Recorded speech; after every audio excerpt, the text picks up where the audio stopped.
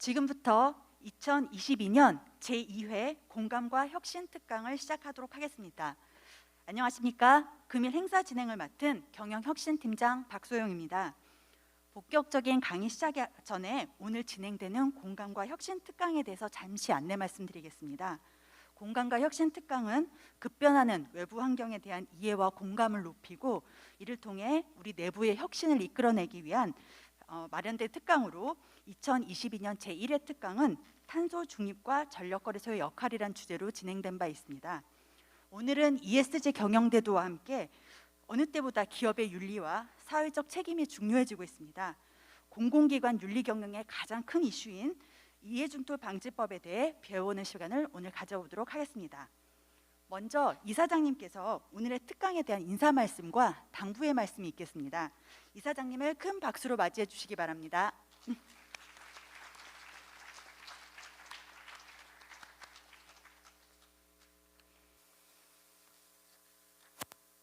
예, 반갑습니다. 오늘 보니까 제가 여기 쓴 자리에서는 많은 분이 참석한 축에 들어가네요. 반갑습니다. 예, 먼저 오늘 그 바쁘신 일정에도 불구하고 특강을 위해서 전력거래소에 귀하게 걸음해 주신 국민권익위원회 박형준 복지노동 우리 민원 관계자님께 깊은 감사를 드립니다. 그리고 이 자리에 함께해 주신 우리 임직원 여러분께도 고마운 마음을 전합니다. 여러분도 잘 알고 계신 바와 같이 다음 달인 5월 19일부로 공직자 이해 충돌 방지법이 시행하게 되어 있습니다. 제가 우리 국장님하고 잠깐 말씀을 나눴다 보니까 이 공직자 이해 충돌 방지법은 2013년에 이렇게 발의가 됐었고요. 그동안에 이제 지지부진하다가 작년에 국회 통과가 됐고 이제 올해 시행을 되는데 무려 9년 동안이라는 시간 속에서 이제 숙성이 된 법안이기도 한 것 같습니다. 법안 통과를 위한 국민권익위원회의 끊임없는 노력이 이 자리를 빌어서 존경과 박수를 보내드리고 싶습니다. 그리고 더군다나 중요한 것은 오늘 오신 그 과장님은 이 법안을 그 과거에 이렇게 성안하시고 또 그 법안 통과를 위해서 오랫동안 노력하신 실무 주역이십니다. 그래서 이런 과정을 잘 알고 계시기 때문에 오늘 또 아마 직접 강의를 해주시니까 제도에 대한 핵심 내용은 물론이고 또 어떤 배경 지식이라든지 여러 가지 좋은 사례들도 많이 이렇게 말씀을 해주실 거로 이렇게 기대를 갖고 있습니다. 사랑하는 임직원 여러분, 잘 아시는 것처럼 작년도 유수의 공공기관에서 일부 직원들이 직무정부를 이용하여 사적 이익을 추구했던 일탈 행동이 사회적으로 얼마나 큰 충격과 국민적 공분을 일으켰었던지를 우리는 좀 생생히 기억을 하고 있습니다. 청렴은 공익을 위해 일하는 사람으로서 기본 자세이며 끊임없이 추구해야 될 근본 가치입니다. 청렴과 공정에 대한 높아진 국민적 눈높이에 부응해야 하는 것은 전력거래소 예외가 아닙니다. 이해 충돌 방지법은 한 단계 진일보한 행동 기준이 되고 공직사회 전반에 큰 변화를 가져올 규범이 될 것이라고 예상을 합니다. 공직자의 부정 행위를 금지하는 데서 더 나아가 직무 수행 과정에서 사적 이해관계 상황을 사전에 관리하여 부패 행위 발생을 근원적으로 예방하기 위한 법률이라고 이렇게 이해를 하고 있습니다. 우리 기관은 공직자의 이해충돌 방지법 시행 초기부터 적극적으로 관심을 갖고 실천하여 청렴 우수 기관으로 이렇게 자리매김하는 기회로 삼아 나가도록 함께 노력했으면 좋겠습니다. 구성원 한 사람 한 사람이 스스로 제도를 이해하고 공감하며 어떤 경우가 이해 충돌이고 또 어떤 식으로 대응해야 하는지를 체화하도록 해야 합니다. 이해 충돌 여부를 가장 빠르게 확인할 수 있는 것은 결국 본인이기 때문에 항상 자기 점검이 필요할 것으로 생각을 합니다. 저부터 업무상 다양한 이해 충돌 상황 속에서도 바른 길을 찾아 나갈 수 있도록 최선의 노력을 다해 나가겠습니다. 청렴과 공정의 잣대로 중심을 잡아나가는 모든 노력이 우리 기관의 자존심이자 경쟁력이며 기관의 지속가능한 발전으로 이어질 것이라 믿어 의심치 않습니다. 오늘 박형준 과장님의 특강을 계기로 전력거래소가 국가전력산업 선도기관으로서 뿐만 아니라 국민에게 더욱 신뢰받는 청렴 선도기관으로 자리매김해 나갈 수 있도록 우리 모두 함께 더욱 노력해 나가길 기대합니다. 끝으로 다시 한번 오늘 특강을 위해서 귀한 걸음을 해주신 우리 국민권익위원회 박형준 과장님께 깊은 감사를 드리고 참석해 주신 임직원 여러분께도 고마운 마음을 전합니다. 여러분 고맙습니다. 감사합니다. 네, 이사장님 말씀 감사합니다.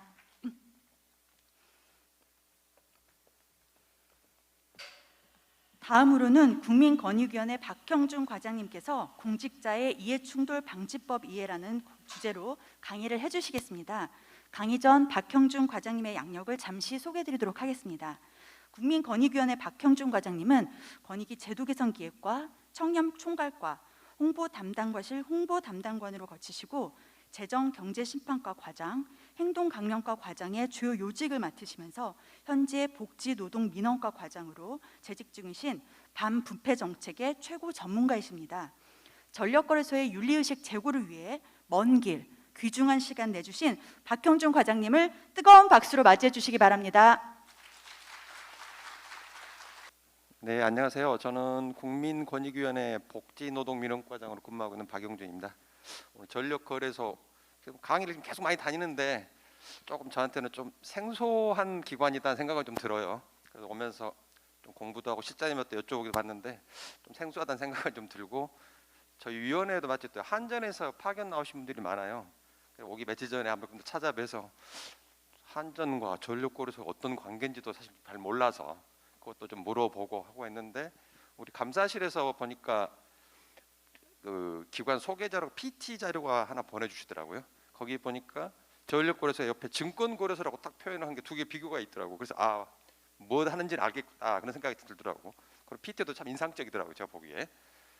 그리고 보시면 제가 아까 소개를 받았습니다만은 제가 지금은 우리 위원회에 고충 처리국, 그 국민들의 민원을 처리하는 복지노동 민원과장으로 근무하고 있습니다. 복지노동 민원과장이 여기로 왔을까 좀 의아하실 것 같은데, 아까 이사장님 말씀해 주신 대로 제가 2월 15일짜리 발령이 났어요. 그 전에는 저 부패방지국 행동강령과장으로 한 4년 근무를 했었어요. 그러면서 그 4년 과정하면서 이제 법을 만든 거거든요, 제가. 그러다 보니까 온 지가 얼마 안 돼서 또 강의 요청이 너무 많아서 어떻게 좀 지원 아닌 지원을 나오게 됐어요, 다른 국에서. 그래서 오늘 나주까지 와서 여러분 만나 뵙게 해서 너무 반갑고요.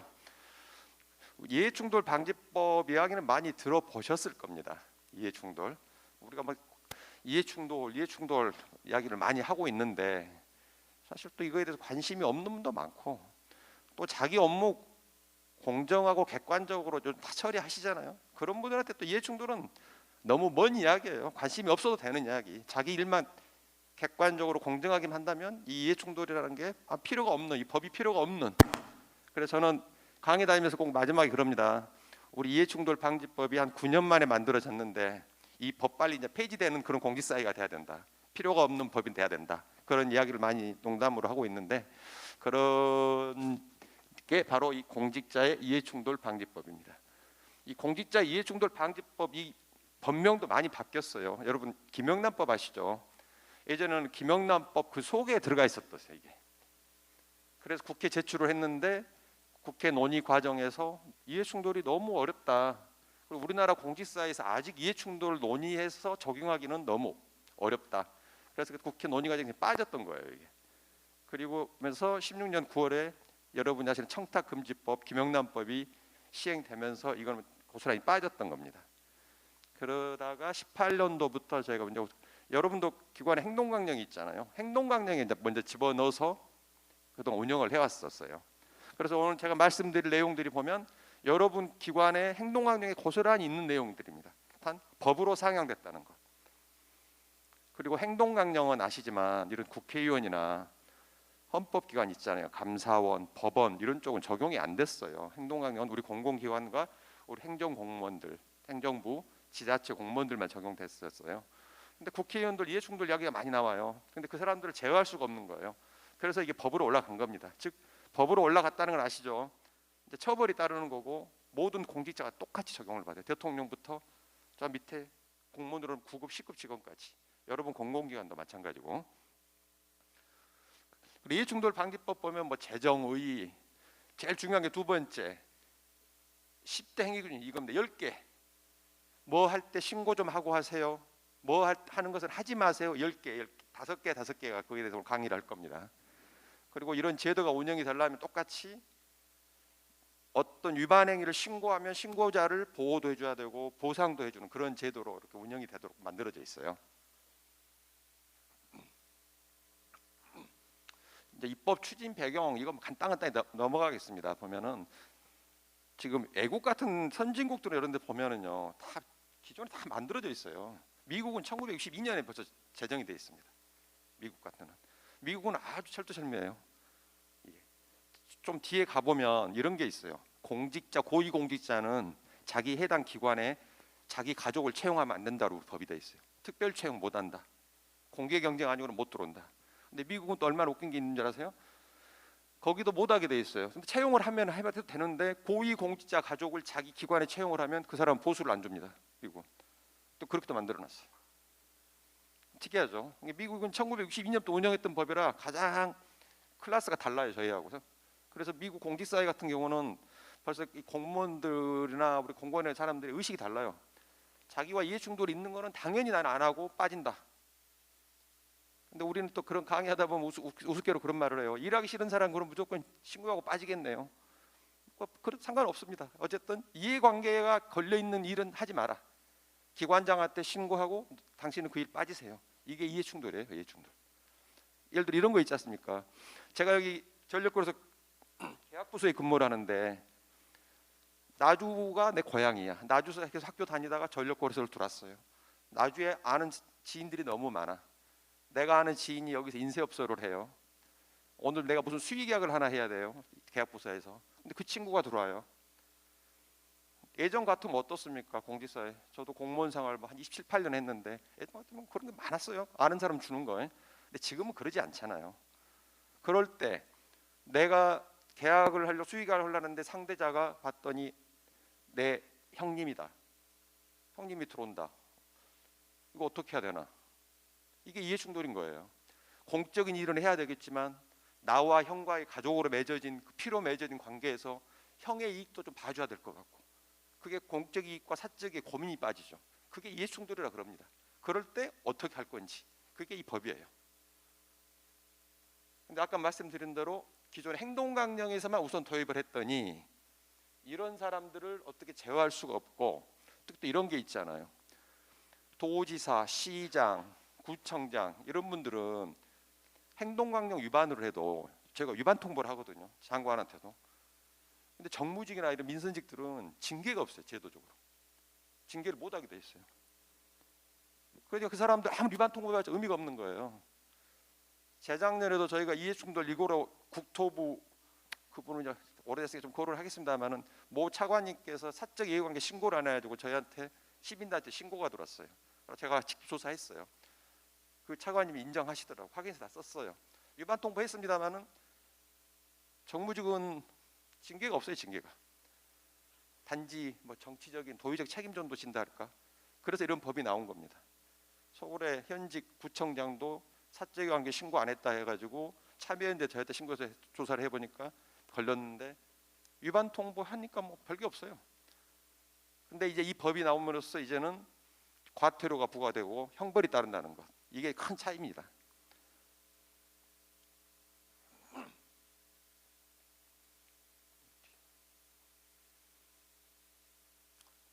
그동안 이런 과정을 계속 거쳐왔어요. 저희가 2013년도부터 15년, 18년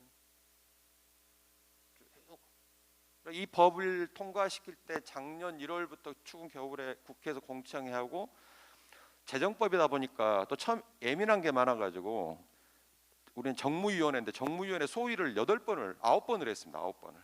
그래서 저 그때 우리 직원하고 국회 앞에서 호텔에서 2달간 사무실을 못 갔어요. 그러다 보니까 나중에는 사무실을 오니까 우리 이제 이사장님도 공무원 계셔갖고 국회를 많이 가보셔서 잘 아시겠지만은 나중에는 저희는 그 6층에가 있어요. 정무위원회가. 거기가 제 사무실 같더라고. 2달간 거기 살았더니 상당히 좀 힘들었었어요. 많이. 그리고 저희 밑에 있는 석유관이 우리 여직원 팀장님은 세종에서 애들을 돌봐야 하는데 2달간 집에를 못 가고 그리고 애들을 데리고 남편이 국회까지 애들을 엄마 보여준다고 오기도 하고 참 우여곡절이 많았었습니다. 법 같은 거 하는데 쉽지가 않거든요. 국회의원실 찾아가서 법안 설명하고 웃긴 말로 나이 먹고 젊은 그 보좌관 비서관 새파란 친구들한테 급식무실에서 막 깨지면서 설명하면서 그렇게 해서 법이 됐거든요. 근데 이제 이 법이 됐으니까 5월 19일 시행이니까 이제 이게 여러분 공직자분들이 이 내용을 잘 알아야 또 이상 없이 일을 해 나갈 거 아닙니까? 이 법은 나 이제 몰랐어요 했다고 해서 위반이 아닌 게 아니에요. 몰라도 신고 안 하면 걸리면 처벌을 받습니다. 좀 무서운 게 있어요. 단 나는 어떤 일이든 가장 공정하고 객관적으로 할 거야. 그 자세만 돼 있으면 필요 없는 법이고요. 지금 행동강령으로도 이 제도를 운영을 해보니까 또 하고 있거든요. 5월 19일까지 여기서 계속 운영을 하고 있어요. 여러분 기관 행동강령도 여기 들어가 있어요. 여기가 이해충돌이 무수하게 신고가 많이 들어오고 위반자가 많이 나옵니다. 지금도 나오긴. 이게 조금 내용들을 좀 들어보시고 자기 직무와 어떤 때 이런 일이 발생할지를 좀 봐주셨으면 좋겠어요.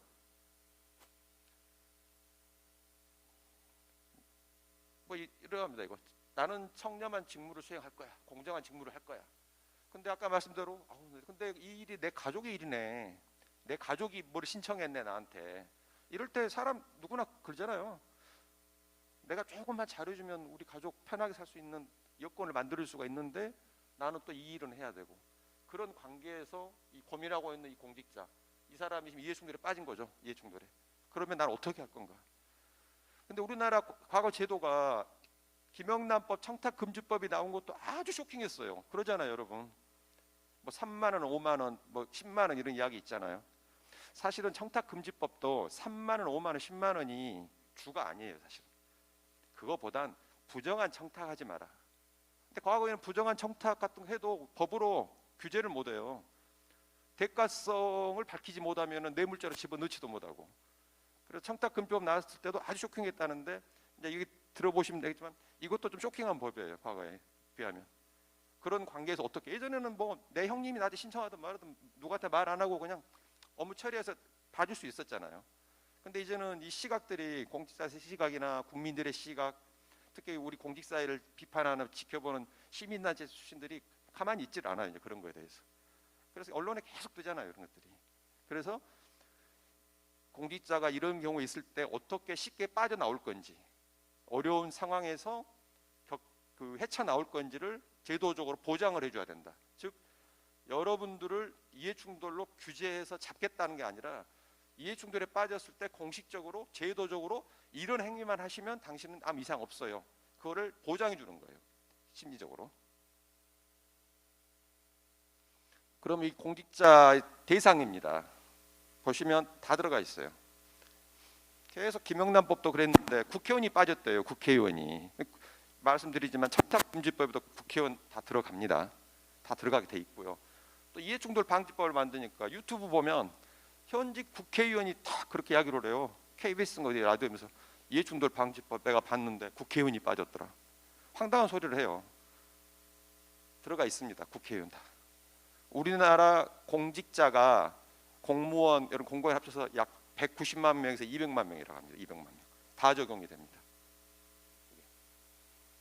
근데 이거 하나 또 공공기관으로 말씀드려야 할 게 청탁금지법을 아시니까 하겠지만 법에가 적용 대상 보면 공무원은 다 공무원으로 못이 박혔는데 공공기관은 임직원으로 박혀 있어요. 임직원. 그러다가 임직원 여러분들은 근로기준법상 근로계약을 체결하시잖아요. 그래서 저희도 사무실에 보면 뭐 기간제 근로자나 무기계약직 이런 분들 공무원 신분이 아닌 분들 있잖아요. 그분들은 이 법 적용이 안 받아요. 우리한테. 근데 공공기관의 임직원 속에는 그분들이 임직원에 들어가죠. 근로계약을 체결하니까. 이게 그분들도 이 법에 적용을 받는다는 것. 그 차이가 하나 있습니다. 이게. 우리가 이 법을 하면서 도중에 또 공수처가 생겼어요. 그래서 정부가 법안을 냈을 때는 공수처가 없었네. 근데 법을 하다 보니까 놓치는 것도 많아요, 사실. 이거를 못 넣어가지고 갔어요. 정무위원회 가서 또 여당 간사실한테 가서 엄청 깨졌네요, 제가. 공수처가 생겼는데 저걸 안 넣어갖고 왔다. 그래서 국회에서 또 집어넣기도 했고. 이게 한 190만 명. 공공기관은 15,000개. 조그만 학교도 다 들어가요. 유치원도 들어가요. 이게 그 법이거든요. 제가 아까 말씀드렸죠. 이해충돌 방지법은 뭐 할 때 신고하세요. 5개. 이거는 하면 안 됩니다. 업무하시면서 5개. 사적 이해관계가 있을 때는 신고하고 그 일에서 빠지세요. 이 무서운 게 또 들어가 있어요. 직무 관련 부동산을 갖고 있으면 신고해야 돼요. 무슨 말이냐면 근데 우리 전력거래소는 부동산 개발 업무가 없잖아요. 예를 들어 이겁니다. 예를 들어 LH공사는 개발을 많이 하잖아요. 부동산 개발. 부동산 개발을 하면 그 구역이 있잖아요. 그 구역에 땅을 갖고 있거나 땅을 사는 그 직원이나 그 가족은 사무실에 신고를 해야 돼요. 부동산 보유하고 있다는 걸. 또 이렇게 이제 고위공직자들이 민간에서 공직에 들어오면 또 신고하는 내용이 있어요. 여기 고위공직자, 우리 여기로 보면은 아마 이 고위공직자는 재산 등록 신고하는 사람 공직자들 있잖아요. 저도 재산 등록하거든요. 근데 저는 부의사가 아니라 3급이라 공개는 안 해요. 근데 공무원들은 1급 이상은 공개하는 사람들, 그런 사람들이 고위공직자입니다. 우리 전력거래소도 아마 제가 알기로는 이사장님, 부이사장님 2분 정도 재산 공개하시지 않을까. 그분들이 이거에 해당이 됩니다. 고위공직자. 이런 내용. 그리고 이제 이런 걸 하지 마세요. 가족 채용하지 마세요. 수의계약 체결하지 마세요. 아까 우리 이사장님 말씀해 주셨어요. 이런 거. 제가 그래서 오늘 5개를 좀 말씀드릴게요. 근데 죄송한데 시계가 없으니까 제가 이거 시간을 어떻게 조절을 못 하겠네. 혹시 누구 손목식 있으면 하나만 좀 빌려주실 얘기다. 제가 먼저 그러면 사적 이해관계 신고에 대해서 한번 말씀드릴게요. 딱 들어보시면 그렇죠. 사적 이해관계가 있으면 신고해라. 그리고 해피, 그 일에서 빠져라. 기본 개념은 그거예요. 읽어볼게요. 공직자는 업무를 하다 보면 나한테 나타나는 계약 부서가 있거나 어디든 사업에서 발전회사와 관계나 직무 관련자들이 다 있잖아요. 직무 관련자. 자기한테 업무에. 예를 들어 여기 인사부장이 계시다. 인사부장이 승진 시절이 되면은 그 승진 후보자들이 자기 직무 관련자고, 계약 담당자는 자기와 계약하는 사람들이 담당자 직무 관련자고, 한전과 어떤 업무를 할 때는 한전이 직무 관련자로 등장을 하잖아요. 누구나 공직자는 자기 직무 관련자가 있을 겁니다. 직무 관련자가. 그 직무 관련자가 나와 사적으로 어떤 이해관계가 있을 때 신고라는 거예요. 즉 나의 가족이랄지, 아니면 그 회사가 직무 관련자인데 그 회사의 대표이사가 내 와이프랄지, 그럴 때 그 사실을 기관장한테 신고하고 회피해라. 즉 예를 들어 볼게요. 여기 전력거래소에서 아까 말씀드린 계약부서가 있는데, 계약부서에서 50억짜리 공사 용역을 예를 들어 하나 발주를 했는데 5개 업체가 들어왔어요. 그 용역을 따려고, 공사 영역을. 2번째 회사가 봤는데 그 대표이사가 담당하는 처장님의 형님이 하고 있네. 그러면 제가 매치를 시켜볼게요. 그 업체가 일을 하려고 신청을 했다는 것은 그 처장 입장에서 보면 그 회사는 어떻게 됩니까? 직무 관련자죠. 그죠? 근데 직무 관련자이면서 제가 또 사적 이해 관계자가 돼야 된다겠어요. 그 회사를 봤더니 그 회사 대표이사가 자기 그 처장의 형님이야. 그러니까 직무 관련자도 되고 사적 이해 관계자 2개가 됐죠. 그럴 때 신고서가 있어요. 신고서를 쓰는 거예요. 이사장님, 제가 이 사업을 하면서 용역 발주를 했는데 들어온 업체 중에 2번째 회사 B땡땡 회사의 대표이사가 제 형님입니다. 그래서 저 이번에 이 발주하는 용역에서는 이 사실을 이사장님한테 신고하고 이 일을 회피하겠습니다. 저를 빼주세요.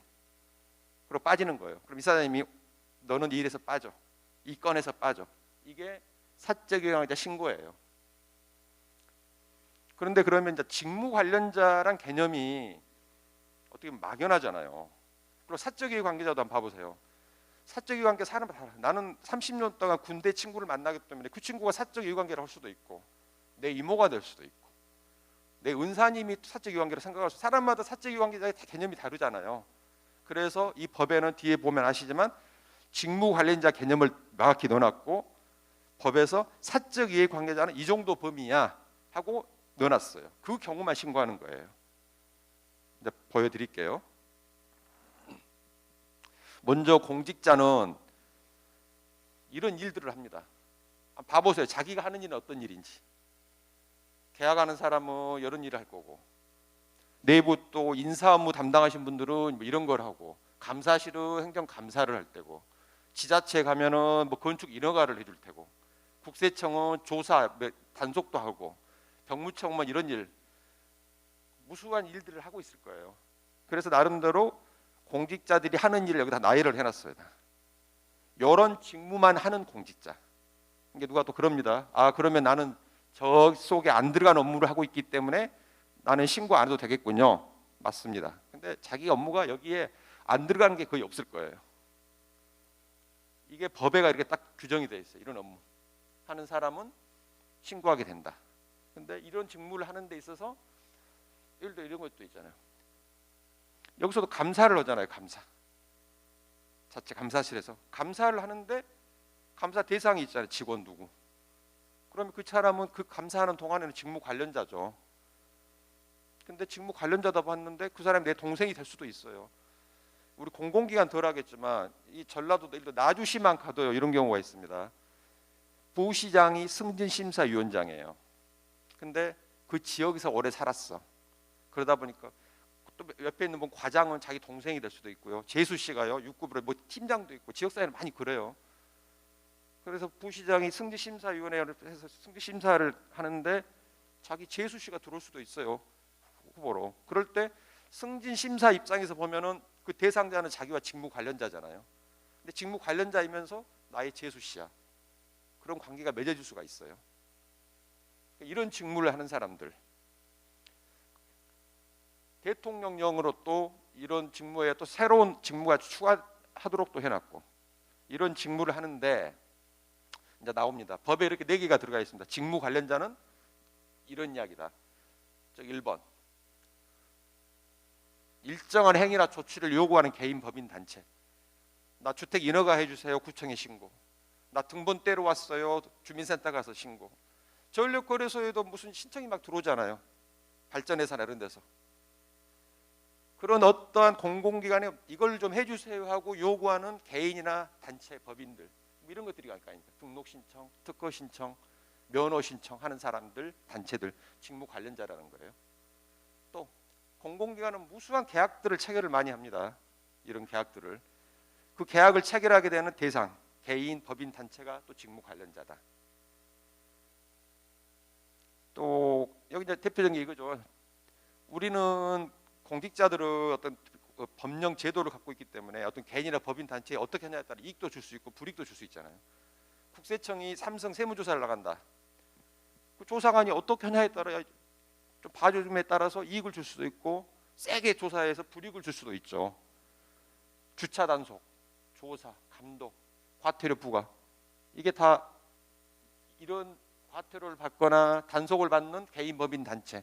오늘 나주시에서 주차 단속 나간다. 그럼 단속 당하는 사람들은 그 사람한테는 바로 직무 관련자인 거죠. 그런 이야기입니다. 또 이런 게 있어요. 공직자와 공직자의 관계에서도 직무 관련자가 있을 수가 있습니다. 아까 말씀드렸죠. 여기 감사실장님이 계시 감사실장님과 감사 담당자가 있는데 오늘 전력거래에서 무슨 제주에 무슨 지사가 있으면 거기에 감사를 한다 할 때 그 기관은 서로 직무 관련자 관계예요. 이럴 경우 감사실장의 직무 수행과 관련하여 이익 또는 불이익으로 직접적으로 받는 제주지사에 있는 다른 공직자 감사합니다. 이게 국민과 공직자 관계를 나열을 했고요. 공직자와 공직자 관계에서도 직무 관련자가 나타나기 때문에 법에 이렇게 4개를 표현을 해놨습니다. 이 법에 그대로 들어가 있습니다. 그러면 제가 말씀드렸죠. 직무 관련자이면서 신고하려면 또 사적 이해 관계자가 되어야 된다. 2개가 교집합이 돼야 되거든요. 그러면 사적 이해 관계자도 법에 또 나와야 될 거 아니에요. 그거를 보여드릴게요. 사적 이해 관계자는 법에 이렇게 되어 있습니다. 공직자 자신 또는 그 가족. 공직자 본인이 사적 이해 관계자 이런 경우입니다. 자신은 나주시에서 제가 전원주택을 하나 크게 지고 살라고 그래서 사는데 내가 나주시에서 전원주택 인허가하는 담당자야. 내가 그 일을 할 수도 있잖아요. 그럴 때 본인이 해당이 돼요. 이렇게. 그리고 이 가족. 이 사람들은 다 사적 이해 관계자라는 거예요. 즉 형제 자매. 우리 여직원분들이 계시지만 언니가 나한테 무슨 인허가 신청을 했다. 본인한테. 그러면 직무 관련자이면서 형제 자매의 언니가 들어가니까 사적인 관계자니까 이사장님한테 언니라는 그 사실을 신고하고 나 그 직무에서 빼주세요. 그렇게 하는 겁니다. 또 자기 가족이 이런 데 있잖아요. 어떤 회사의 관리자나 사회이사로 있을 수도 있잖아요. 예를 들어 오늘 한전하고 무슨 계약을 하는데, 여기서 예를 들어 하는데 한전의 상임이사 예를 들어 정도, 뭐 부사장님, 사장님이 나의 형제 자매다. 그럼 그 일도 못 하는 거예요. 신고하고 빠져야 되는 거예요. 또 내가 공직에 들어오기 전에 2년 전에 어떤 민간 회사에서 근무를 했는데 그 회사가 내가 발주하는 어떤 사업에 또 참여를 한다. 참여했으니까 직무 관련자면서 여기에 해당되니까 사적 이해 관계자에 해당이 되는 거죠. 그럴 때 신고하고 그 직무를 하지 마세요. 빠지세요. 그 의미입니다. 가, 나, 다라, 마가 있고요. 보시면 여러 개 들어 있어요. 가족이 또 돈이 많은가 봐요. 그래서 주식 같은 걸 많이 가지고 있는 회사들 있잖아요. 자본금 막 130% 이상 그런 회사가 들어올 경우도 안 되고. 그래서 여기는 잘 모르겠어요. 이거를 좀 잘 보셔야 돼요. 예를 들어 전력거래에서 근무하다가 퇴직하신 분들 있잖아요. 그분들이 나가면 또 재취업하면 또 비슷한 일을 많이 하셔요. 여기 일과 비슷한 일을 그러잖아요. 저희 권익위도 변호사들이 많거든요. 그리고 퇴직하고 나가요. 나가면은 또 로펌 취업하면은 우리 위원회와 관련된 일을 또 많이 하시더라고. 그죠? 근데 그런 사람들이 또 이렇게 들어와요. 일하러 저희한테. 그럴 때 애매하잖아요. 퇴직 선배. 그래서 이런 퇴직 선배들도 사적인 관계자 넣어놨어요. 공사 용역하는데 여기서 예를 들어 뭐 처장님으로 계시다가 퇴직하셨던 분이 2년이 안 됐는데 그분이 대표로 있는 회사가 들어온다든지, 그분이 개인 회사를 차렸는데 자기가 직접 직무 관련자로서 들어온다든지, 그럴 때는 신고하라 이겁니다. 근데 퇴직자라고 해서 무조건 다 신고는 아니고요. 직원들 입장에서는 자기하고 같은 부서에서 근무를 했었어야 돼요. 예를 들어 나는 총무과 있는데 뭐 다른 과에 근무했던 퇴직자는 신고할 필요 없는 거죠. 그래서 여기서 대통령령으로 정하는 범위 부서에서 같이 근무했던 사람. 근데 이제 저희 공무원들은 이렇게 되는 과라 그래요. 저도 뭐 아까 주택건축 민원과 뭐 이런 과가 있잖아요. 과에는 과장과 직원이 있잖아요. 근데 과장이 퇴직해가지고 근데 그 사람이 다시 그 과에 일을 보러 들어왔다. 그럴 때는 신고를 하는데 과장을 벗어난 경우, 저희는 이제 과장위원회 국장이거든요. 국장은 여러 과를 총괄을 하잖아요. 그리고 저희 이제 위원장님 같은 경우는 장관이라 위원회 전체를 관할하잖아요. 위원장으로 근무하다가 퇴직하는데 가서 로펌에 들어갈 수 있잖아요. 그럼 장관이 또 일하러 들어올 수도 있어요. 저희 위원회에. 그럴 때 장관은 어떻게? 장관은 그 전체를 관할했잖아요. 그럴 경우로 장관 그런 분들은 다 신고를 해야 돼. 직원들이 자기가 하는 일에 장관이 들어오면은 이런 게. 그리고 또 대통령령으로 또 만들어놨어요. 더 금전 거래가 있는 사람들, 직무 관련자이면서 직무 금전 관계가 있는 사람도 사적이의 관계자. 그리고 각급 기관의 우리 사규로도 위임을 하게끔 해줬어요. 일을 하다 보니까 법에서 이렇게 사적인 관계자 나이를 가부터 아까 쫙 해놨는데 전력거래소는 보니까 특이한 경우에서 이런 사적이의 관계자가 또 있을 수가 있어요. 어떤 건지 모르지만 그럴 때는 우리 전력거래소 이해충돌 방지 운영 지침에다 추가로 넣을 수 있다. 그런 사람들도 앞으로 신고해야 된다.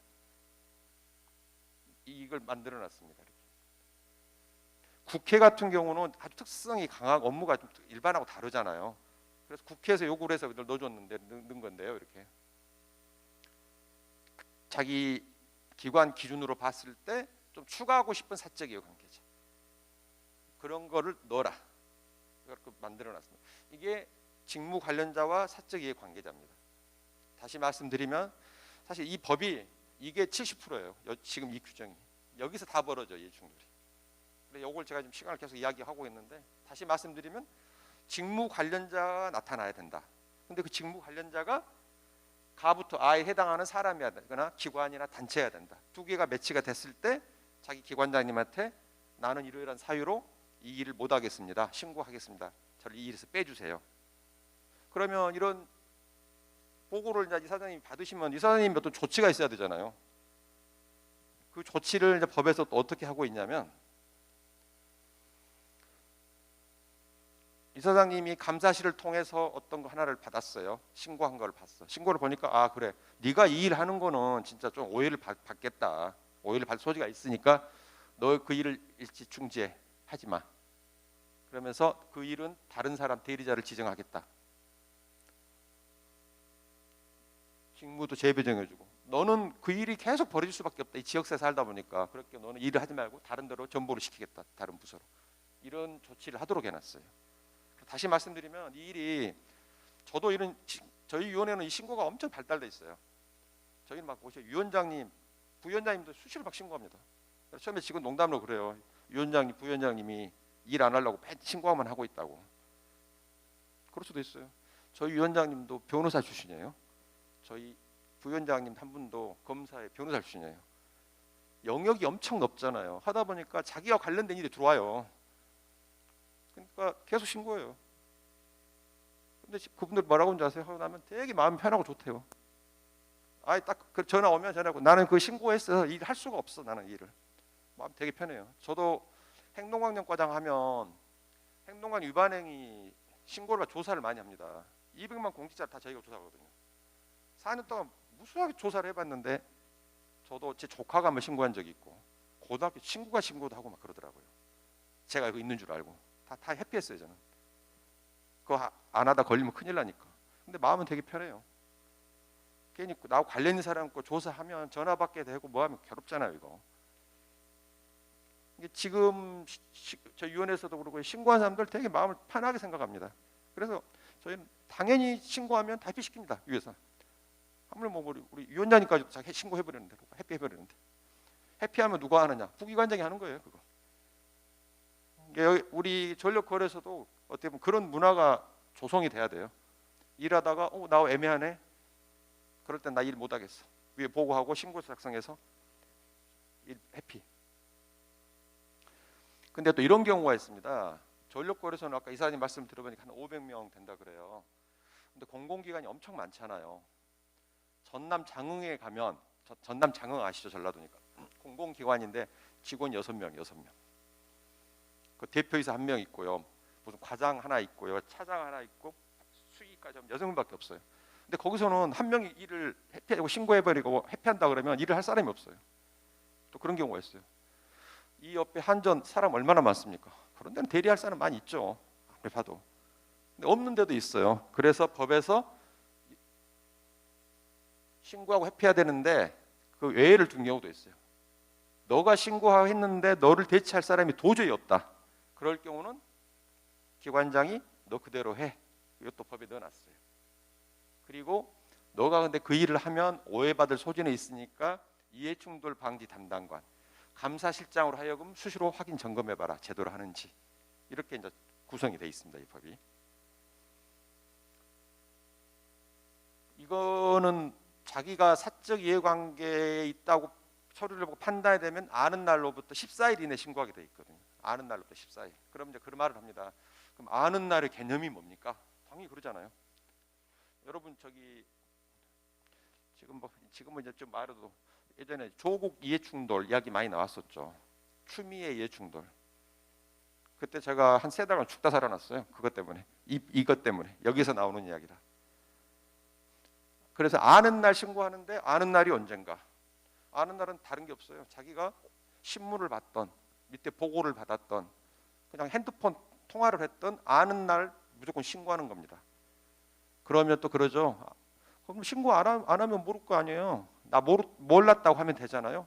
그렇습니다. 이 법이 또 자율적으로 신고하도록 만드는 제도예요. 단 검찰이나 수사기관에 수사를 받을 때 입증 책임을 져야 될 거야. 아마 민원 신고한 사람은 쟤는 분명히 알았어. 근데 불러다가 조사해 보니까 자기는 몰랐대요. 난 몰라서 신고 안 한 거다. 그럴 때는 이거는 수사기관이나 조사기관한테 입증 책임이 있습니다. 너가 이러이러한 구조 속에서 너는 알 수밖에 없었어. 이 사건에 대해서는. 그런 구조로 해서 입증 책임은 수사 조사기관이 하도록 했다는 것. 아까 말씀드린 대로 서울의 모 구청장님이 서울은 개발이 많이 이루어지잖아요. 재개발. 자기가 재개발 승인권을 가지고 있으면서 한다고 해놓고 그 지구 내에 아들과 자기 명의로 집을 샀어요. 근데 그게 2년이 지나니까 20억이 올랐네. 20억이. 근데 그게 어떻게 또 알았는지 참여연대에서 정보공개 청구를 해갖고 저한테 신고를 했어요. 그래서 갔어요. 이제 조사하러. 저희 위원회도 조사관들은 막 검찰, 경찰 출신들이 많아요. 그 가니까 구청장이 나는 몰랐다 이런 거 전혀 이 제도도 몰랐고 나는 몰랐다. 그리고 그 지구도 몰랐다. 그 지구는 국장 정결사항이다. 그 승인권이 정결권은 국장한테 있지 나한테 있지 않다. 그런 오해 받지 않으려고 나는 아예 정결권을 유임해놨다 국장한테. 그렇기 때문에 나는 이걸 몰랐기 때문에 사적위반기 신고를 안 해도 되는 사람이다. 그렇게 주장을 해요. 근데 뭐 이거 하는 일이 저희들 밥줄인데 저희들 그냥 올 수 있습니까? 구청장님 한번 그러세요. 한번 볼까요? 먼저 언론을 한번 뒤져볼까요? 언론에서 어디서 재개발한다는지 한번 봐볼까요? 용산구 예를 들어 탁 때리니까 용산구 어디 한남 어디 쫙 나와요. 재개발해서 언제 승인을 해줬고. 이거 한 번도 본 적이 없으신가요? 안 받겠어요? 다 받고 보고 받았죠. 구청장이지만 정결권이 국장한테 있지만 다 보고 받죠. 그래가지고 확인서 받았어요. 근데 행동 강령으로만 위반을 잡았기 때문에 징계를 못했지만 이제 이 법이 되면은 힘들어요 그분도. 이게 좀 조심히 해야 될 건입니다. 근데 어떻게 보면 또 그런 건 있어요. 공직생활 뭐 한 30년 하면서 내가 아까 말씀드린 그런 사적 이해 관계자의 일을 얼마나 할까 실지. 4년간 저 조사하면서 딱 2번 신고했다고 했잖아요. 2번. 말씀드리면 친구가 저 여기 근무한 줄 알고 일부러 신고한 거 한 번. 조카가 공공기관에 근무하는데 알고 신고한 거밖에 없어요. 실제 저런 일을 닥칠 일은 별로 없어요. 공직자들이 사실은. 실상. 이제 우리 이사장님 같이 좀 고위직에 계신 분들은 고위직들은 조금 그럴 경우가 있죠. 왜냐? 고위직은 이사장님 같은 경우는 500명이 하는 일 자체가 다 본인의 직무예요. 이사장님의. 직원 한 분은 자 개인 단일 직무가 있지만 고위직들은 전체가 다 자기 직무야. 그죠? 이거는 위에 분들이 좀 조심해야 되는 거죠, 사실은. 밑에서는 신고할 일 없을 겁니다. 그러니까 저희 위원회도 이 국장급 이상들 신고가 엄청 많아요. 어쩔 때는 저희 부위원님 짜증냅니다. 이 국장들이 다 신고해버리면 누구를 시키냐 이거 도대체. 막 그런 경우도 있어요. 예를 들어 이런 경우입니다. 저희 위원회도 부위원장이 차관급이신데 차관급으로 한테 퇴직을 하셨어요. 2년이 안 된 퇴직자야. 근데 그분이 뭐가 들어왔어. 그럼 그분들이랑 같이 다 근무했던 국장들이 다 자기가 상관으로 모셨잖아요. 퇴직자를. 다 신고 대상이야 이 사람들이. 근데 예를 들어 부패방지국장 업무로 들어왔으니까 부패방지국장이 신고를 했어요. 그럼 위에서 다른 사람을 정해줘야 될 거야 대리자를. 그럼 또 심사보호국장이 있어요. 심사보호국장 하려니까 저도 저분하고 그때 근무한 사람인데요. 그럼 너도 안 돼. 고충처리국장 넣어보자. 고충처리국장. 얘도 1년 전에 같이 모셨던 분이네. 상급자네. 너도 안 돼. 그러나 결국은 행정심판국장까지 갔어요. 근데 그 사람은 해당이 안 되더라고. 그래 하고 나니까 그 국장들 되게 좋아해요. 그분 전화 받고 괴로운데 다 회피해가지고 나는 마음 너무 편하다. 이게 그런 법이에요. 잘 이용하고 이 법을 또 그런 전화를 받거나 할 경우에 이 법을 가지고 핑계를 대는 거예요. 이럴 경우 저는 신고하게 돼 있으니까 들어오지도 마시고 전화하지도 마시고 나한테 그런 거예요. 이게 결코 부담 주는 게 아닙니다. 막상 그런 거 한번 당해보세요. 요즘 보면 여기도 이제 젊은 분들이 많으신 것 같은데 공무원들이 작년 재작년 90년생 공무원이 왔다 그런 책이 한때 이 관가에서 조금 날렸어요. 90년생 공무원이 온 게 뭐가 다르지? 벌써 세대 차가 많이 나는 거 아닙니까? 60년대, 70년대, 80년대, 90년대. 저희 위원회 보니까 2002년생도 좀 들어와 있어요 지금. 워낙 생각들이 다르죠. 요즘 워라벨이라는 말도 많이 쓰고 젊은 세대와 저희 같은 기성세대들 간의 생각 차이가 다르기 때문에 이런 경우에 대해서 보는 눈도 달라요. 젊은 친구들은 이런 거 되게 활용하자. 근데 조금 나이가 드신 분들은 그래도 과거에 퇴직하셨던 분이 오는데 어떻게 우리가 그러면 되냐. 사람 정의상 또 그런 생각 차이가 있어요. 하지만 이제는 이렇게 법 제도로 돼 있으니까 이거를 많이 활용하자. 이런 상황이 있으면 거의 없겠지만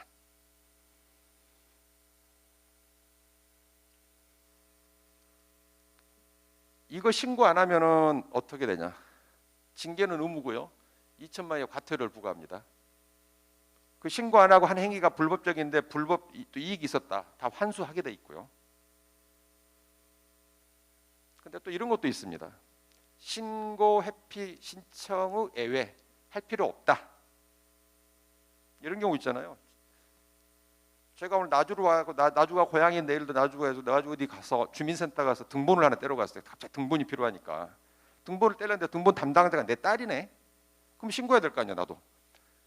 내 딸은 주민등록 업무를 담당하는 공직자로서 그 일을 하고 있는데 아빠가 왔네. 아빠는 주민등록 등본 떼러 왔으면 직무 관련자죠.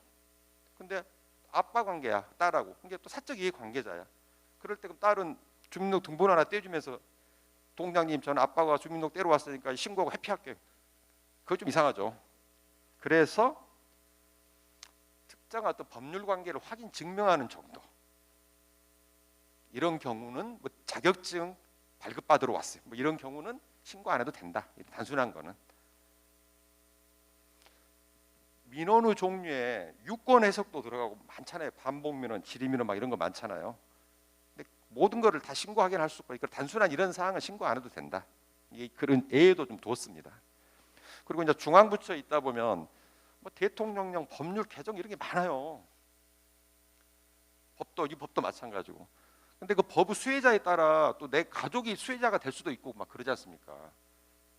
예를 들어 고엽제 환자들을 위한 특별법을 만든다. 2002년 월드컵 태극 전사들을 위해서 병역을 면제해주기 위해서 특별법이 필요하고 막 그랬거든요. 근데 특별법 담당하는 사람이 있는데 그 시대에 누가 있었을까요? 차범근 아들 차두리가 있는데 차두리와 자기가 가족 관계다. 근데 그 법을 만드는 사람은 그러면은 신고하고 회피해야 되나? 그 대상이 되니까. 이런 경우가 있지 않습니까? 그래서 대다수 이 법률이나 대통령령 이런 거는 다 공개적인 여론 수렴을 거쳐서 여러 단계를 거쳐가서 만들어지거든요. 그래서 이런 법률 개정과나 대통령 개정 같은 관계에서는 예외를 뒀어요. 신고하지 마라 이런 거에 대해서는. 요거는 여러분 기관과 관계가 없는데 간단히만 하고 넘어갈게요. 참 이상한 법이 만들어졌어요. 이게 정부안에 없던 건데 정부안이 국회에 제출되고 나서 여러분 아시죠? 진주에 있는 LH 사태가 터진 거예요. 여기도 서울에 집이신 분들이 많을 것 같아요. 광명이 핫합니다. 또 KTX 여기 생겨가지고 집값이 엄청 올랐어요, 진짜 거기. 우리 직원도 좀 떼돈 번 사람들이 있어요. 서울 쪽에 안쪽에 살다가 세종을 출퇴근 하려니까 광명 살면 가깝고 좋거든요. 그리고 부인이 남편 몰래 가서 그냥 집을 하나 샀어요. 그래서 처음엔 부부싸움 엄청 했어요. 돈도 없는데 빚 져고 집 샀다고 했는데 그게 얼마나 올랐는지 광명이. 광명 쪽에 개발이 많이 이루어지는데 LH 공사에서 거기 개발을 할 계획이 돼 있었던 겁니다. 사업지구가 발표가 됐어요. 지구가 발표 났어요. 그런데 아까 말씀대로 매년 시민단체는 공공기관이 그런 사업을 하면 계속 눈여겨봅니다. 잘 아시잖아요. 참여연대, 경실련. 또 이상이 본 거야. 그래서 거기 땅 소유주자들을 다 조사를 한 거예요. 참여연대. LH 공사의 직원들 땅이 그렇게 많아요. 이 사업지구를 자기들이 발표했는데 거기 직원들이 땅을 이렇게 많이 갖고 있단 말이야? 뭔가 좀 오해를 받을 만하잖아요, 이게. 근데 더 특이한 게 사업지구 지정을 했으면 사업지구 지정과 관련된 업무를 하는 그 사람의 땅이 많아야 할 것 같은데 그게 아니라 보상 업무를 담당하는 LH 직원들의 땅이 많은 거예요. 그래서 참여연대에서 이 비공개 정보가 센 거다, 미공개 정보가 센 거다. 그래서 이슈화 돼가지고 LH 직원들이 많이 이렇게 막 걸리고 그랬던 겁니다. 그러면서 이 법이 나왔는데 그래서 앞으로 나주시가 여기도 택지를 개발하고 그럴 경우에 그 택지 개발하는 지구가 있지 않습니까? 그 지구 내에 나주시의 공직자가 땅을 사거나 기존의 땅을 가지고 있으면 그 사실을 안 날로부터 14일 이내에 나주시장한테 시장님 우리 나주시에서 이번에 택지 개발하는 지구가 어디가 있는데요. 거기에 제 땅이 몇 평이 있어요. 저 이 사실을 신고하겠습니다. 신고해야 돼요. 이것도 신고 안 하면 또 과태료 2천만 원짜리. 공직자들 그 개발 정보 빼가지고 투기하는 거 막으려고 만드는 겁니다. 이게. 공직자 본인 땅뿐이 아니고 뒤에 보시면 이런 사람들 자기 배우자의 땅도 신고해야 되고요. 나랑 같이 살고 있는 직계 존비속 땅도 신고해야 됩니다. 가지고 있다는 사실을. 그래서 지금 이것 때문에 지금 이 개발 업무하는 지자체, LH공사, SH공사, 개발공사들은 지금 이 업무 때문에 좀 괴로워요. 그러면 그런 게 있잖아요. 예를 들어 총무과 직원이 나주시청 근무한다고 해서 나주시청이 어디서 땅 개발하는지 몰라요. 사실은 그러잖아요. 그 부서는 알지. 근데 다 신고하게 돼 있거든. 그래서 이제 그 감사실에서 지금 고민이 많습니다. 알려줘야 될 거 아니에요, 직원들한테. 우리 나주시가 올해는 어디서 택지를 개발한다. 그때 갖고 있는 사람 다 신고해라. 그래 받도록 돼 있어요, 제도가. 그래서 그걸 준비하느라고 그 기관들은 지금 바쁩니다, 지금.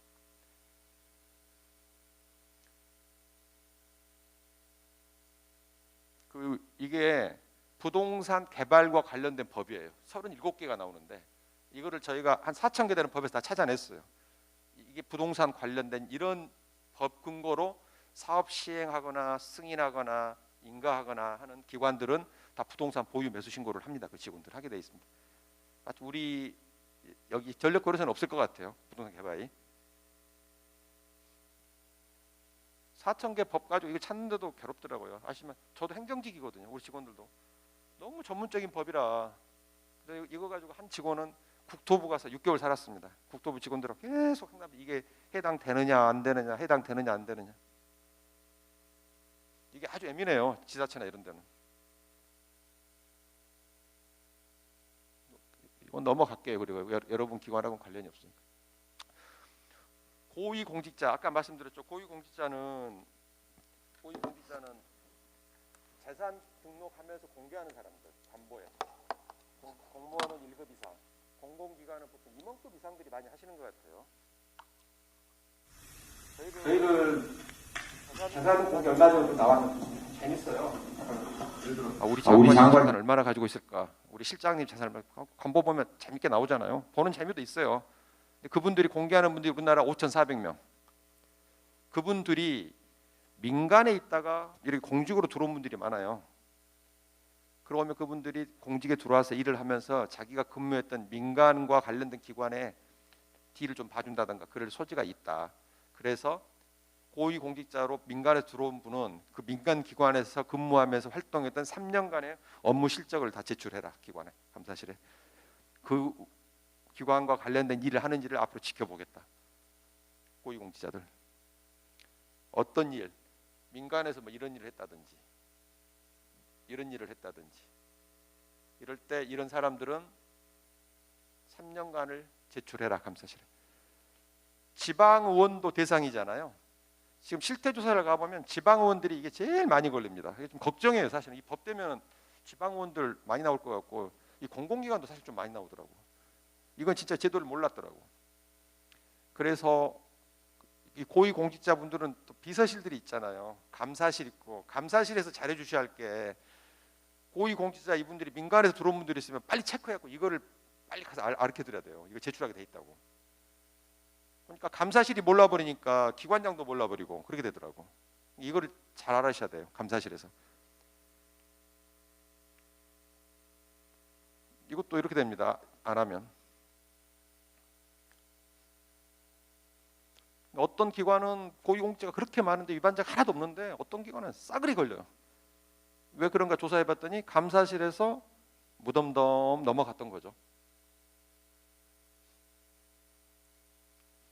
국회에서 우리 전력거래소는 산업통상 그쪽 위원회일 것 같습니다. 야, 국회 자료 요구 많이 나오잖아요. 이런 것도 요구 엄청 들어와요. 어디 기관 잡았는지 내봐라, 뭐 해라. 엄청 많이 들어와요. 이게 조심해야 돼요. 이거 유의원분들은 아무것도 아닌 거 가지고 제출만 하면 되거든. 그리고 어떤 기관은 따라서는 법에 이제 그 내용을 아예 공개하기도 해놨어요. 우리는 아예 투명 경영한다. 민간에서 활동했던 실적 홈페이지에 게시하겠다. 그 근거도 있어요. 근데 이건 다시 말씀드리면 고위공직자한테만 해당된다는 것. 우리 전력거래소는 이사장님, 부이사장님 2분 정도 하니까 싶은데요. 직무 관련자와 거래 신고. 그대로입니다. 직무 관련자가 있는데 나랑 일하는 직무 관련자와 사적 거래하면 신고해라. 근데 여러분 그죠? 아니 요즘 직무 관련자, 예를 들어 뭐 인쇄업자하고 나하고 일하고 있는데 그 사람하고 내가 무슨 사적 거래를 하겠어? 금전이나 유가증권을 돈을 빌리고 이런 거래를 하겠어? 근데 생각해 보세요. 직무 관련자였는데 알게 모르게 내가 가다가 그 사람 아파트 살 수도 있잖아요. 필요하니까. 사적으로도. 내가 우리 집이 비가 많이 새 5층 건물을 가지고 있는데 그럴 때 보수를 해야 될 거 아니에요. 보수를 하는데 업자를 불렀어요. 근데 그 업자가 내가 사무실에서 지금 같이 일로 관계돼서 일하고 있는 사람이 업자로 들어올 수도 있잖아요. 그럴 때 신고하라는 거예요. 기관장한테. 내 배우자나 공직자의 직계 존비속이 나의 직무 관련자 거래할 때 신고해라. 조금 먼 이야기로 느껴질 겁니다. 그런데 지방 가면 이런 거 많습니다. 얼마 전에 수자원공사 갔더니 수자원공사는 이걸 8건을 잡아가지고 다 징계했어요. 있어요 많이. 지역사회는 특히 군 이런 데는 아시지만 초등학교부터 대학 나오고 거기서 직장생활 하면 다 형 동생 사이예요. 내 친구가 인쇄업 하고 있고요. 내 동생이 뭐 용역마트 하는 일을 하고 있고요. 그럴 경우 친구니까 돈 빌릴 수 있잖아요. 근데 공직자는 앞으로 자기 직무 관련자 할 때는 신고해야 돼요. 그 사실을. 내 배우자가 그런 거래를 했어도 신고해야 돼요. 나 일이 바빠서 사무실 출근했는데 이사는 가야 돼. 애기 교육 때문에. 그럼 어떻게 합니까? 저 같으면 제 와이프가 가서 집을 보러 다닐 거 아니에요. 봤는데 제가 어떤 그 인허가 담당이었는데 그 직무 관련자가 있었는데 그 사람 집을 우리 배우자가 살 수도 있잖아요. 그럴 때는 신고하라는 겁니다. 즉 언제? 안날로부터. 예를 들어 이런 경우 있잖아요. 배우자가 집을 사러 갔는데 배우자가 집을 샀어요. 근데 진짜 배우자가 계약서를 나한테 한번 보여준 적도 없고 몰랐다. 그러면 나 모르는 거죠. 안날 신고라는 거예요. 안날. 알 때. 모르면 신고 못 하잖아요. 이거는. 저도 이걸 만들면서 실제 이런 일이 있을까 했는데 실제 현장 나가보니까 많아요. 이런 게. 직무 관련자가 거래하는 게 많아요. 이것도 이렇게 됩니다. 안 하면.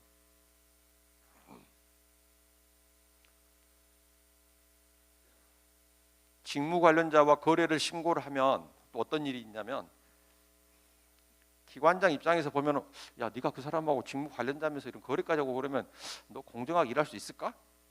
그런 의구심이 들 수도 있지 않습니까? 이게 다시 말하면 거래는 하라는 거예요. 신고하고. 그래서 너는 네가 이 일을 하는 게 안 맞겠다. 아까 사적경 신고 같이. 그럴 때는 중지하고 다른 대리자를 지정할 수도 있습니다. 퇴직자 사적 접촉 신고.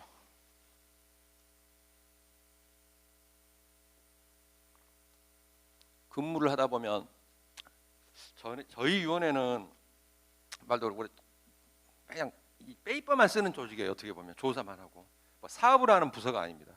그래서 퇴직자가 별로 들어와도 할 일이 없어요. 사실은 있긴 있지만 변호사 아니면은. 근데 막 인허가 업무하고 현업 그런 부서는 퇴직자들 퇴직하면 다 그 기관 상대로 일을 많이 합니다. 그래서 참 현직자가 괴로운 경우가 많아요. 그래서 이 조항이 생겼습니다. 즉 전력거래소에서 근무하는 어떤 처장님이 계시는데 이 처장님이 아까 다시 말할까요? 무슨 공사 계약 용역 그 일을 하고 있는데 공사 계약을 하고 있는데 공사를 어디 발주를 하나 했는데 5명이 후보자로 들어와서 용역 따겠다고 들어왔어요. 근데 한 분이 우리 전력거래소 퇴직한 지 2년이 안 된 분이 대표로 들어왔어요. 그 회사에 그 공사를 따겠다고. 근데 그분이 정보가 필요하거든 처음에는. 그래서 김 처장 나하고 오늘 골프나 한번 할까? 뭐 여행을 한번 갈까? 사행성 오락 화투나 한번 칠까? 예를 들어 이런 거 할 때는 그 사실을 기관장한테 신고라는 거예요. 좀 황당한 이야기 같죠. 왜 이거냐면 이것도 왜 공직자를 보여주냐면은 이런 경우입니다. 예를 들게요. 이거를 만들고 나서 제가 공정위 직원들한테 가장 칭찬을 좀 많이 받았어요. 좋은 거 만들어줬다. 왜? 잘 아시지만 공정위는 기업에 대해서는 검찰이잖아요. 검찰. 기업을 조사하는 데니까.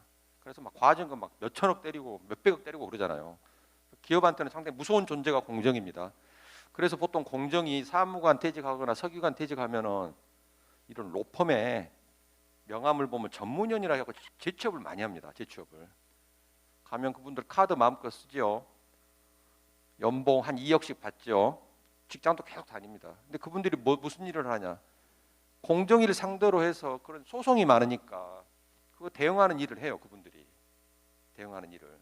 그래서 공정위 담당 과장이나 이런 분들 일을 할 때 괴로운 게 전화 받아보면 과거 내가 모셨던 그 상사들이니까 전화를 안 받을 수 없잖아요. 받으면 김 과장 오늘 뭐 한번 저녁 한번 먹을까? 골프 한번 칠까?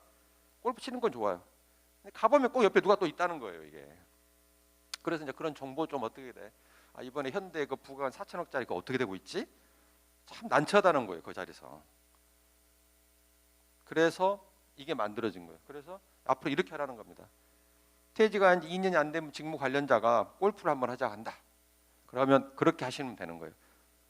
선배님 뭐 골프 치죠. 치면 좋습니다. 근데 저희는 이제 법에가 골프 퇴직자이시면서 직무 관련자와 골프를 칠 경우는 저희 기관장님한테 신고하고 치야 됩니다. 골프를 안 치는 건 아니지만 신고를 하고 쳐야 됩니다. 그렇지 않으면 제가 이렇게 징계나 과태료를 받게 됩니다. 즉 그런 말을 함으로써 그 부적절한 만남을 좀 거절하라 이거예요. 제도적으로 만들어줬으니까. 그리고 이거 뭐 만들어서 행동학을 시행했더니 공정위에서는 되게 좋아하더라고 직원들은. 근데 퇴직자들은 또 막 전화해갖고 저한테 육두문자 쓰면서 죽인다고 날더라고요. 밥줄 다 끊었다고. 근데 어떻게 합니까? 공직자를 보호해야지. 이게 이런 일이 별로 없는 기관 같으면 아무 상관이 없는데 많이 벌어진 데는 문제예요. 지자체. 요즘 골프는 다 하잖아요. 골프 많이 치잖아요. 지금 뭐 저희 위원회도 보니까 막 99년생 들어온 행정고시 보고 들어가고 이제 24살 그런 친구들 골프부터 배우더라고. 골프부터. 그리고 과장님 골프 치러 안 가세요? 언제 주말에 같이 안 나가세요? 그리고 골프가 이제 대중화됐잖아요 지금.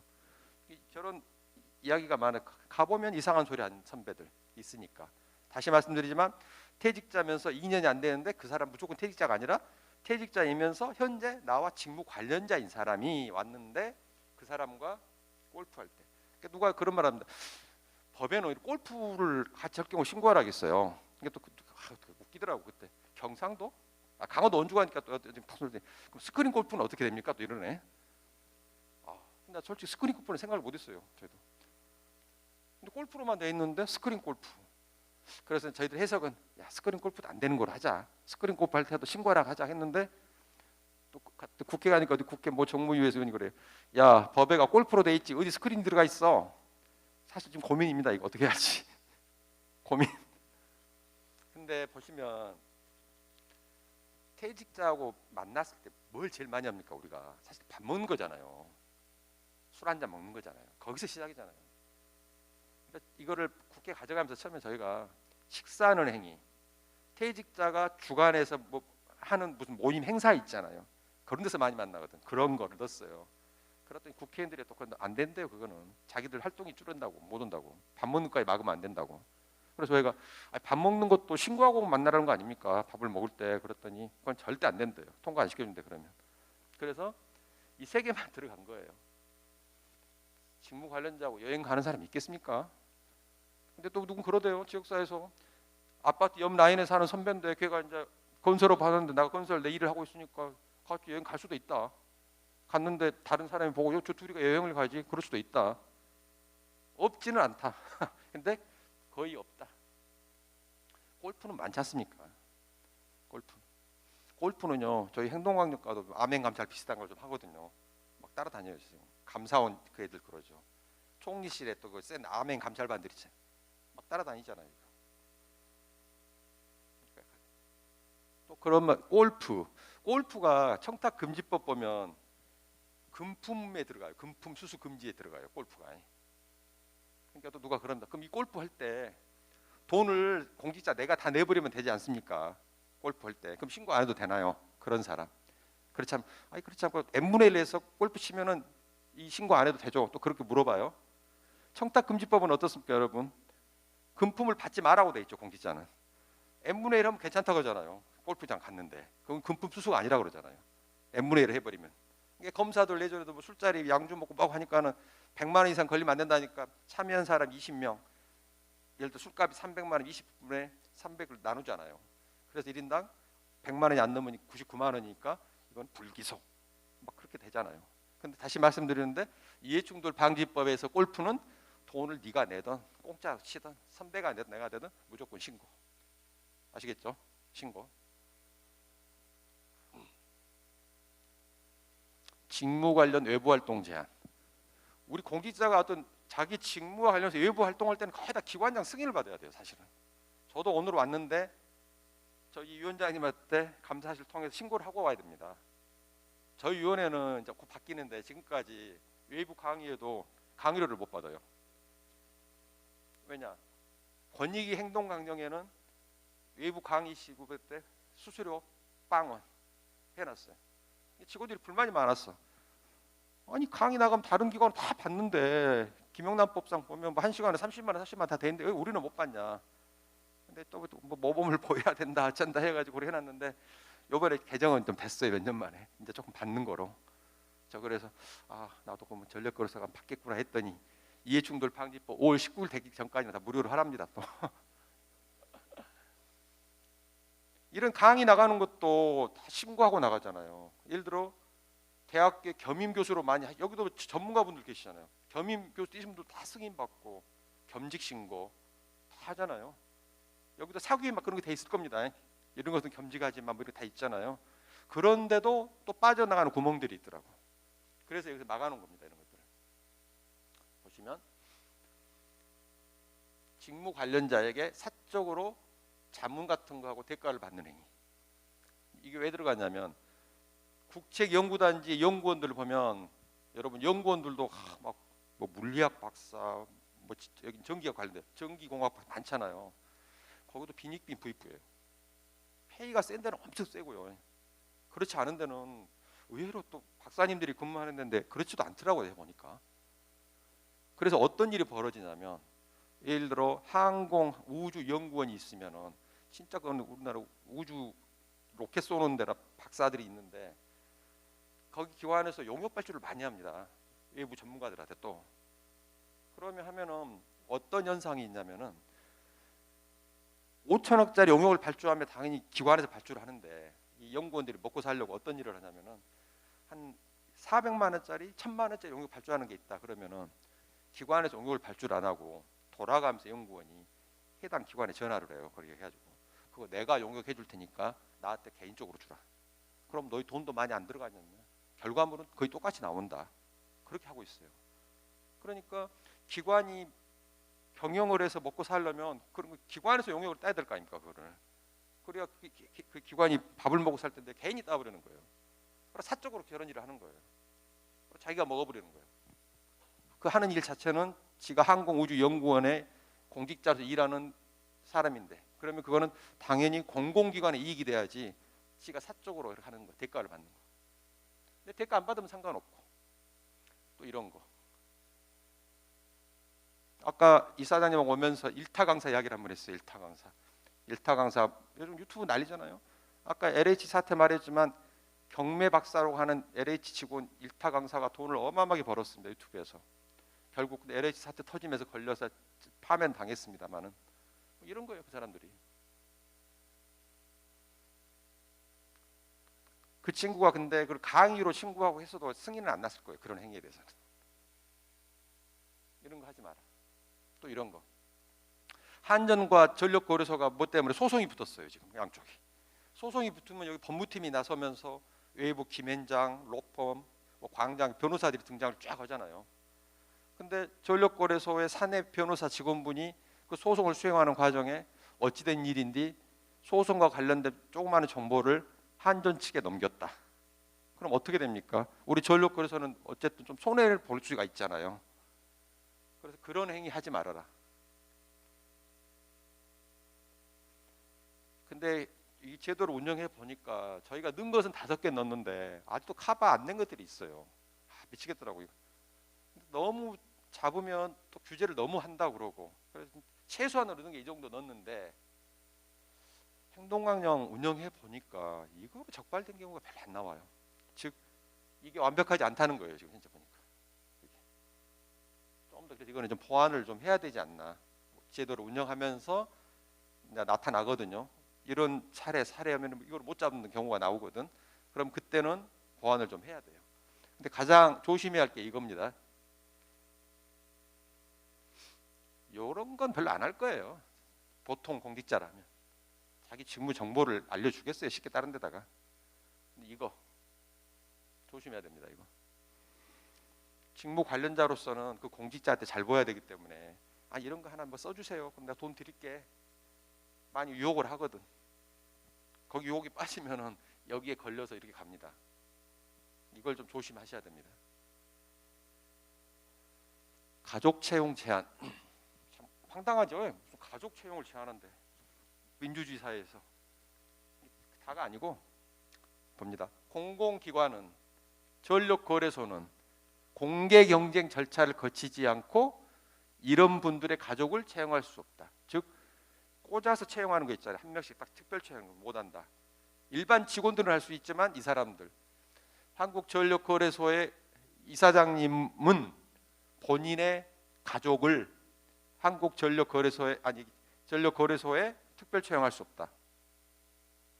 부이사장님도 자기 가족을 전력거래소에 공개 경쟁 채용 형태를 띠지 않는 다른 채용으로는 채용할 수 없다. 이겁니다. 전력거래소의 인사 업무 중에서 채용 업무 담당하는 그 라인들도 다 자기 가족을 전력거래소에 특별 채용할 수 없다. 또 우리 여기 감독기관은 산업부죠. 한국 여기 전력거래소는 감독기관인 산업부 소속 고위공직자, 산업부 실장급 이상 차관보 차관 장관님의 가족들을 특별 채용할 수 없다.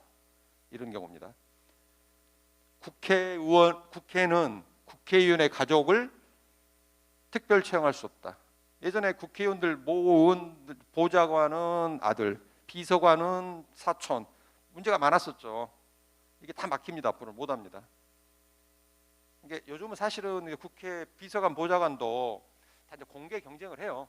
공고를 띄워요. 예전에 딱 찍어서 하지는 않았어요. 근데 그런 게 있어서 이제 그걸 막으려고 만든 겁니다. 이렇게 못하게 돼 있습니다. 그렇지 않으면 이렇게 된다는 거. 이것 때문에도 사실 좀 법이 좀 힘들었어요. 국회의원을 겨냥했다 해가지고. 근데 요즘 어디 가봐도 공개 경쟁인지 특별 채용은 별로 없는 것 같아요. 사실은. 근데 이런 데가 있어요. 병원, 전남대병원도 광주에 있는 전남대병원, 하수인에 있는 전남대병원도 사람이 몰리잖아요. 몰리면 뭐가 필요합니까? 일차적으로 차량이 많으니까 주차장이 많이 필요해요. 그럼 주차장을 요즘 지잖아요, 이렇게 새로. 그럼 주차장 관리할 사람이 필요해. 근데 주차장 관리하는 사람 한 4-5명 뽑는데 그거를 공개 경쟁 채용하고 그러지도 않거든요. 그때 꽂아서 찍거든요. 그때 병원장이 꽂거나 그런 경우가 있어요. 그게 걸리고 그러더라고. 그런 거 하지 말라는 거예요. 이게 특별 채용 그걸 하지 마라. 우리 전력거래소에서 이런 일이 있겠어요? 특별 채용하는 것이.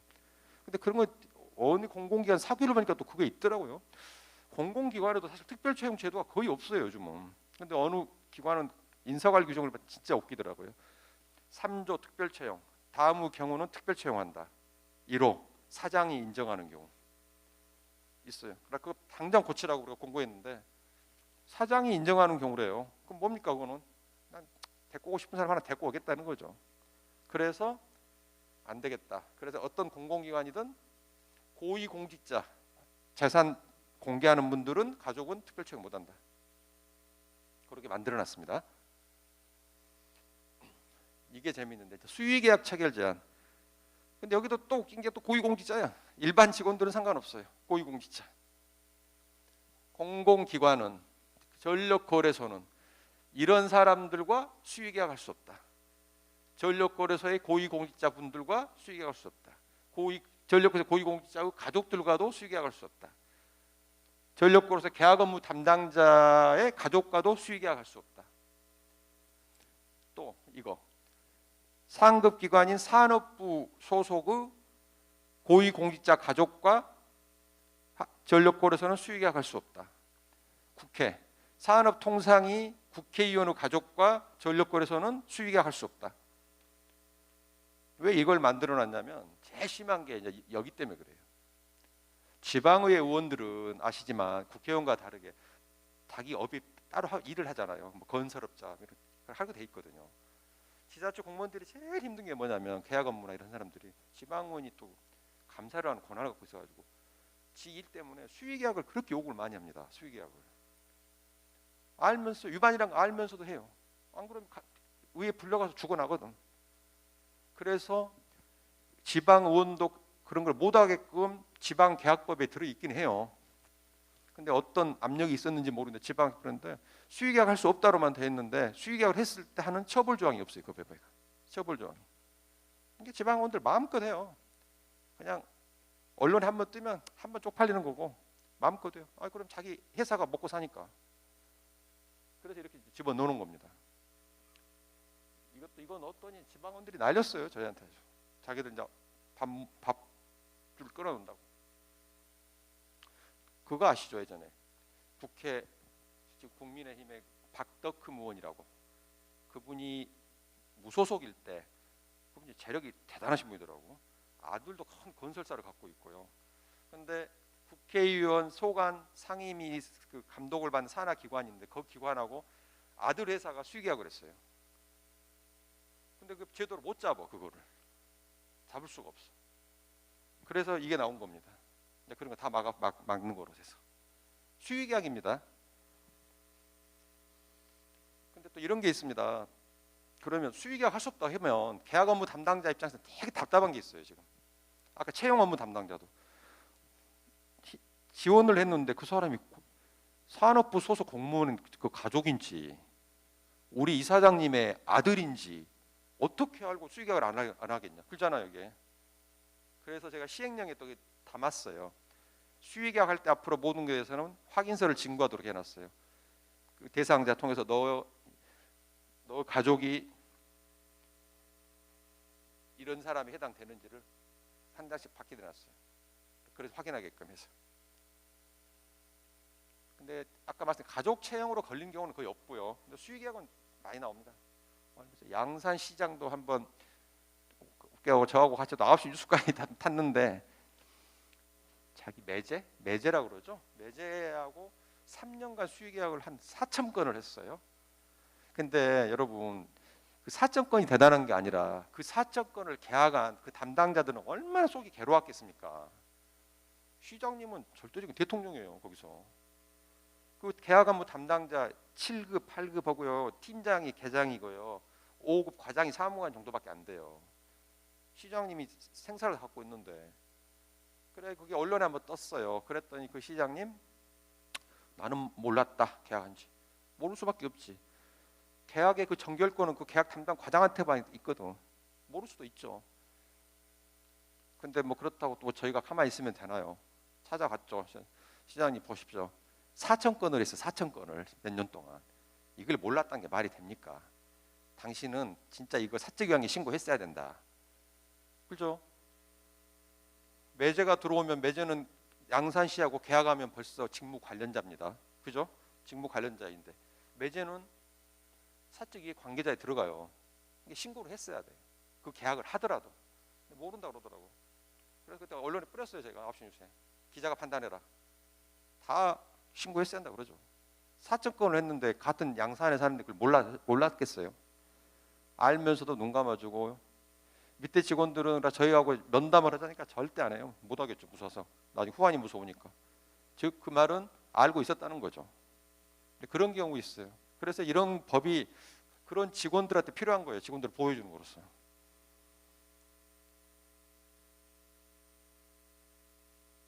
근데 이제 수의계약도 또 이런 사유가 있지 않습니까? 수의계약 안 하려고 봤더니 대한민국에서 딱 저 사람밖에 생산하는 물건이네. 한 사람만 생산하네. 그게 고위공직자의 가족이네. 그럴 땐 어떻게 하겠어요? 해야 되겠죠. 우리 국가계약법령 시행령에 보면은 수의계약으로 풀어주는 사유들이 있지 않습니까? 그런 경우도 A는 좀 인정해 줬습니다. 근데 실상 보면 이런 사람 찾기 쉽지는 않을 거예요. 우리나라에서 물품 생산자가 한 명인 경우가 글쎄 있을까요? 없을 거야 아마 없기는. 공공기관 물품을 사적 사용 수익 금지. 이건 뭐 딱 보시면 뭔 말인지 아시잖아요. 공적으로 물건 써라는 거 아닙니까? 공적으로. 우리 전력거래소는 관용 차량 관리 규정이 있습니까 혹시? 먼저 그거 만드셔야 됩니다. 이런 일이 많아요. 신고가 많이 들어오는데. 그리고 또 대전에 뭐 공공기관장님 집이 서울 강남이고 대전에 자기 관산지는 모르겠어요. 있어요. 아파트가 사는데 관산지분들 일주일에 3번 꼭 대전에서 퇴근을 하신다면 서울 강남으로 가버리네. 6시에 대전에서 나와서 호남 고속도로 경부 타고 강남까지 들어가면 몇일 것 같아요. 그거 운전사 죽어나는 거죠. 죽어나는 거죠. 그래서 신고가 들어왔어요. 이거는 사적 사용이다. 근데 기관장님들은 사실 출퇴근용으로 쓸 수 있잖아요. 사실은 출퇴근용으로 쓸 수 있거든. 근데 그렇게 좀 심하게 하는 분도 있더라고. 그게. 그래 그거를 그 운전원이 신고를 했습니다. 자기가 죽겠다고 사적 사용으로 잡아달라. 사실 결국은 못 잡아 사적 사용으로 잡지는 못했어요. 퇴근은 퇴근이고 거기 가서 좀 더 돌아다녔다든지 술 한잔 먹으러 막 새벽까지 그랬다면 모르겠는데 잡지는 못했는데 요즘 이런 신고들이 많이 들어와요. 그래서 뭐 여기 이사장님이 계시니까 뭐 애람대 말씀하실지는 모르지만 그래서 감사실이나 관용 차량을 관리하는 부서에서는 관용 차량 관리 규정을 빨리 만들어야 됩니다. 그 용도를 명확히 거기다 딱 박아 넣어야 돼요. 그래서 새로운 기관장님 오면 할 때 이상하게 운영하시려고 하면 우리 관용 차량 관리 규정이 못하게 돼 있습니다. 저희는 다 있어요. 근데 공공기관은 있는 데도 있는데 없는 데도 많더라고. 그게 자기 보호하는 거예요. 그 기관 빨리 관용 차량 관리 규정 만들어 놓으셔야 돼요. 그 만들어 놓으면 그 자체로 존중받는 거거든요. 그거 좀 해놓으셔야 됩니다. 행안부가 관리하는 관용 차량 관리 규정은 공무원 전체 적용이 되는데 거기 또 웃겨요. 보면 고위공직자가 출장을 나갔는데 거기서 일을 마치고 나니까 퇴근 시간이 되네. 그럴 때는 그 차 타고 집에까지 퇴근하는 것은 공무의 연속으로 봐주는데 매일 아침 출퇴근하는 고위공직자 차로 그거에 대해서는 사실은 규정이 허락이 된단 말이 없어요. 그걸 넣어놓으면 자기들도 애매한 거야. 사실은 일반 국민한테 비판받을 때 아니 고위공직자라고 해서 왜 출퇴근을 관용차 타고 다녀야 돼? 밑에 직원들은 다 자기 돈 내고 버스 타고 다니는데 그럴 수도 있잖아요. 그래서 행안부는 그걸 유권 해석으로는 용인을 해줍니다. 할 수 있다. 근데 그것도 안 넣어놨어요. 그러니까 빨리 관용차량 관리 규정을 좀 만드셔야 됩니다. 이거. 공용물 사적 사용이 참 웃겨요. 아까도 제가 뭐 2000년생, 뭐 90년생 공무원 이야기했는데 제가 있던 행동학력과의 96년생 여자 공무원이 한 분 계신데 이제 1년 됐어요. 좀 특이한 분이에요. 저 전남 신안 사람인데 서울 살다가 어떻게 신안에 내려가서 중고등학교를 나오고 고려대 간호학과를 갔는데 또 간호사를 안 하고 다시 7급 시험을 봐고 들어왔는데 작년 여름에 덥잖아요. 세종은 큰 나무가 없어서 더워요. 그래 왔는데 뭐였냐면 과장님 저 새로 이사를 하게 됐으니까 옛날 같으면 동사무소죠. 동사무소 좀 다녀오겠습니다. 뭐하러 가는데 주민등록등본 초본을 좀 떼야 된대요. 제출할 게 있대요. 제가 그래서 그랬죠. 아, 백소망 씨, 야 지금 인터넷 정부 민원 24시 있잖아. 거기서 다 떼면 돼. 뭘 거기까지 가? 그랬더니 저한테 뭐라는 줄 아세요? 과장님 그건 사적 사용입니다. 이래요. 사적 사용이라고. 제가 그래서 야 내가 그거 조사하는 사람인데 네가 나한테 그런 말을 하냐. 근데 그 사적 사용 아니라고 할 수 있나요? 솔직히 또. 물론 그런 이제 사회 상규상 그 정도는 용인이 되겠죠. 요즘 젊은 세대들이 그래요. 그래서 제가 요 조항 말하면서 이 법과는 관련 없지만 행동강령에 갑질 금지가 지금 들어가 있습니다. 4개 조항이 더 강화가 됐어요. 앞으로 지금 입법예고에서 법제처하고 근데 뭐가 들어가냐면 앞으로 신체적 정신적 이제 그 가해를 행위 있잖아요. 직장 괴롭힘법 여러분 해당되지만 공무원도 그게 들어옵니다. 요즘 갑질 신고가 얼마나 많냐면 그것 때문에 일을 못할 정도로 했어요. 조사를. 근데 어떻게 들어오느냐? 다 내부 신고든다. 과장과 직원, 국장과 과장 다 그런 신고예요. 그러면 사적 노무 시킨다. 갑질한다. 갑질을 신고를 안 당하려면은 젊은 친구들이 보통 신고를 많이 하잖아요. 일단 그 친구하고 사이가 좋아야 돼요. 사이가 좋으려면 어떻게 해야 됩니까? 요즘 미국분들이 젊은 사람들 많이 배려를 해줘야 돼요. 생각을. 저도 좀 그래요. 이제 저도 좀 나이가 먹다 보니까 저희 거가 13명이면 좀 빨리 나가는 편인데 어쨌든 직원들 눈치 봐서 늦게도 나갑니다. 그냥 8시 50분에 딱 나가면 모두 다 그때 들어와요. 어떻게 시간 맞춰 들어오는지 잘도 들어와 그렇게 9시 딱 되면은. 근데 제가 좀 나이 먹은 친구 50대 넘은 친구들은 어떻게 언제 또 시간 안에 딱 들어와 있는데 젊은 친구들 9시 1분 전에 어떻게 시간 맞춰 들어오는지 그걸 말 못해요. 9시까지 출근하면 되는 거지. 밖에 손님이 와도 사무실 내에서 커피 뭐 그런 것도 있잖아요. 우리 다 직접 제가 하고요. 자기 손님 자기들이 합니다.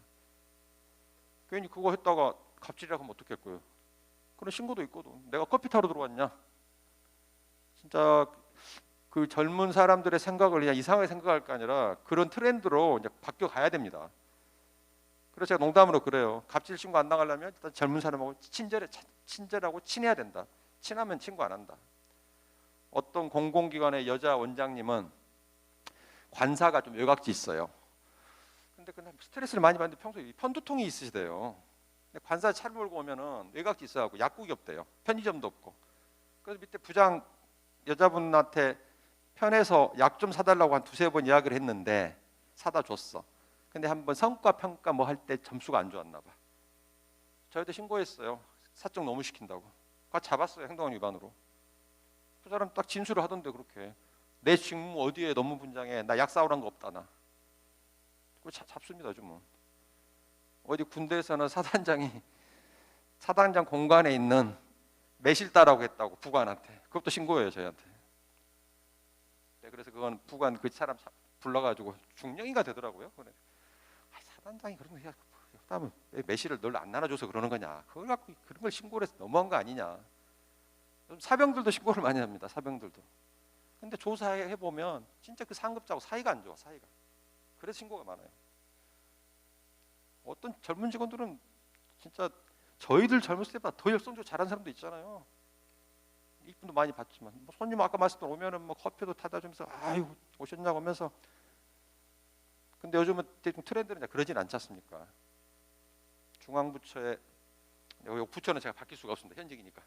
거기도 차관급인데 사실 운전원이 저한테 계속 신고를 해가고 있어요. 사적 노무라고. 관용차 운전원이 기관장을 보니까 그 정도는 용인 되겠던데 한편으로 보면 좀 심한 것도 있고 저도 지금 그게 고민입니다. 이걸 어떻게 할지 지금. 또 그 사무실이 저희하고도 가깝게 있어요. 또 이게.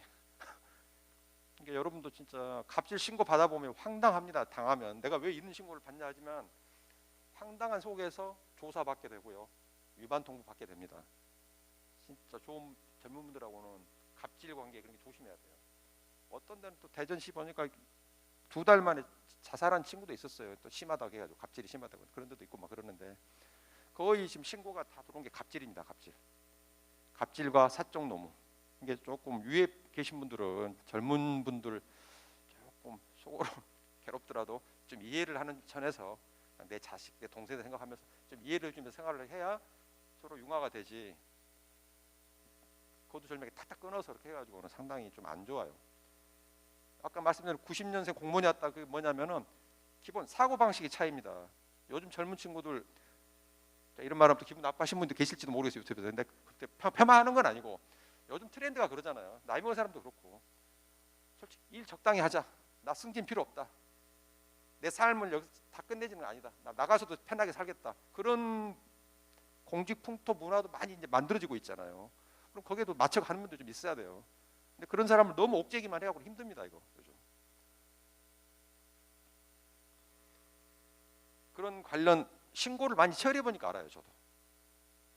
근데 신고한 사람도 고민하고 신고하는 거거든요. 이제 마지막 거의 다 왔습니다. 직무상 비밀 이용 금지. 이거 딱 보면 아시겠죠? 직무상 비밀 이용하지 마라.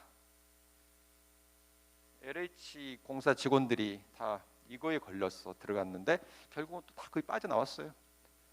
직무상 비밀이라는 것을 이용했다는 것을 검찰에서 증명을 해야 되는데 입증 책임을 해야 되는데 많이 못했어.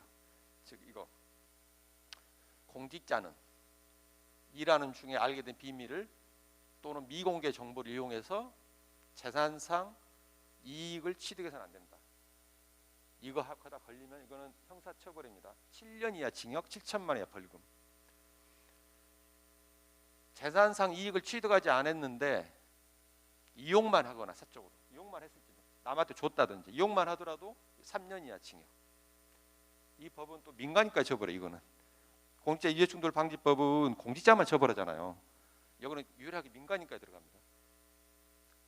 내 친구가 전력거래소 아주 노른자 위에서 일을 하면서 비밀 정보를 갖고 있어. 이거 하면은 꽤 돈 될 정보를 갖고 있다. 그 정보인 줄 알고 친구한테 받아가지고 이익을 취하면 민간인도 5년 이하 징역, 5천만 원 이하 벌금 이렇게 가거든요. 그리고 또 이런 경우가 있어요. 우리 공직자들이 바보가 아니라 전력거래소 근무하면서 이거 다 보안시설이라고 그러더라고요. 여기도 뭐 비밀이 있을 거 아니에요. 일반인한테 공개할 수 없는. 근데 그 비밀을 가지고 지금 어떻게 하면 꽤 큰 돈을 벌 수가 있어. 근데 공직자가 바보입니까? 갖고만 있지. 퇴직할 때 쓰려고 그러지. 그거를 퇴직할 때 쓰려고 그러지.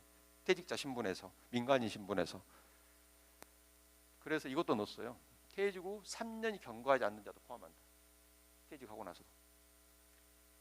현재 부패방지법에 이 조항이 있는데 거기에는 이게 없어요. 3년이 현직자만. 그러니까 이걸 이용이 많이 먹고 경찰청에서 우리한테 유권에서 요청이 많이 들어. 해는 법 가지고 퇴직자가 이용한 걸 잡았어. 근데 법을 보니까 공직자로만 돼 있네. 그래서 국회 조사하면 나는 퇴직한 사람이에요. 사유나라, 나는 상관없어. 그래서 이게 안 되겠더라고 이게. 그래서 국회하고 논의하면서 좀 세지만 이것도 넣자. 다 넣자. 국회는 어떤 분이 10년으로 넣자고 퇴직하고 10년까지 넣어버리자고 하더라고. 비밀을 많이 갖고 있는, 특히 이런 부동산 개발을 많이 하는 회사에 있는 거기에는 개발 정보가 아주 중요하지 않습니까? 미공개 정보 이것까지도. 여러분 미공개 정보가 뭡니까? 미공개 정보를 이렇게 표현을 해놨습니다. 그 정보가 재산상 이익을 취득할 수 있는 정보입니다. 근데 일반 국민이 알기 전까지의 정보, 즉 대외적으로 발표하지 않은 정보는 다 미공개 정보인 거예요. 그걸 이용해 가지고 재산 이익 취득해도 안 됩니다. 비밀로만 하니까 비밀이 너무 잡기가 힘들어. 수사기관에서. 그래서 미공개 정보까지 확장을 해놨어요. 확대로 여기까지 조심하셔야 됩니다. LH 직원들, 지자체 공무원들 계속 걸려서 들어가는 게 땅 투기 그 정보잖아요. 다 이 법 이거로 걸려. 이거로 잡히는 겁니다.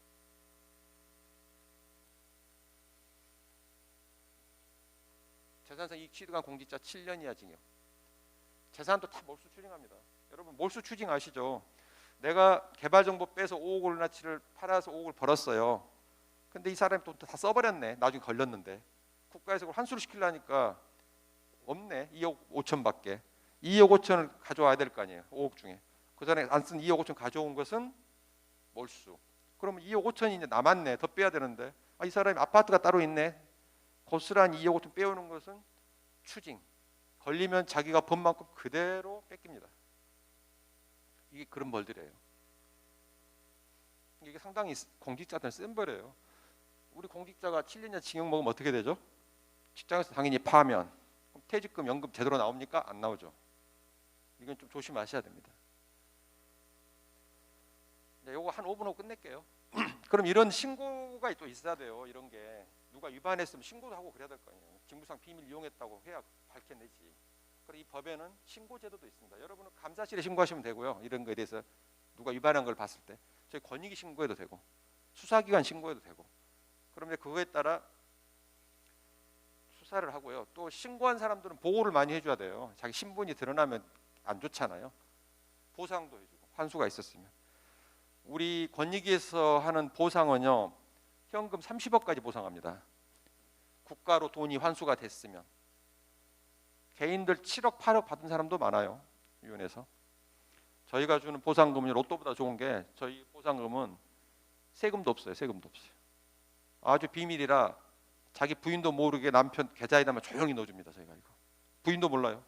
그 부인이 알면 그 담당자가 저희는 처벌받습니다. 비밀 누설로 3년짜리 막 2억, 3억 받아간 사람이 많아요. 이런 거.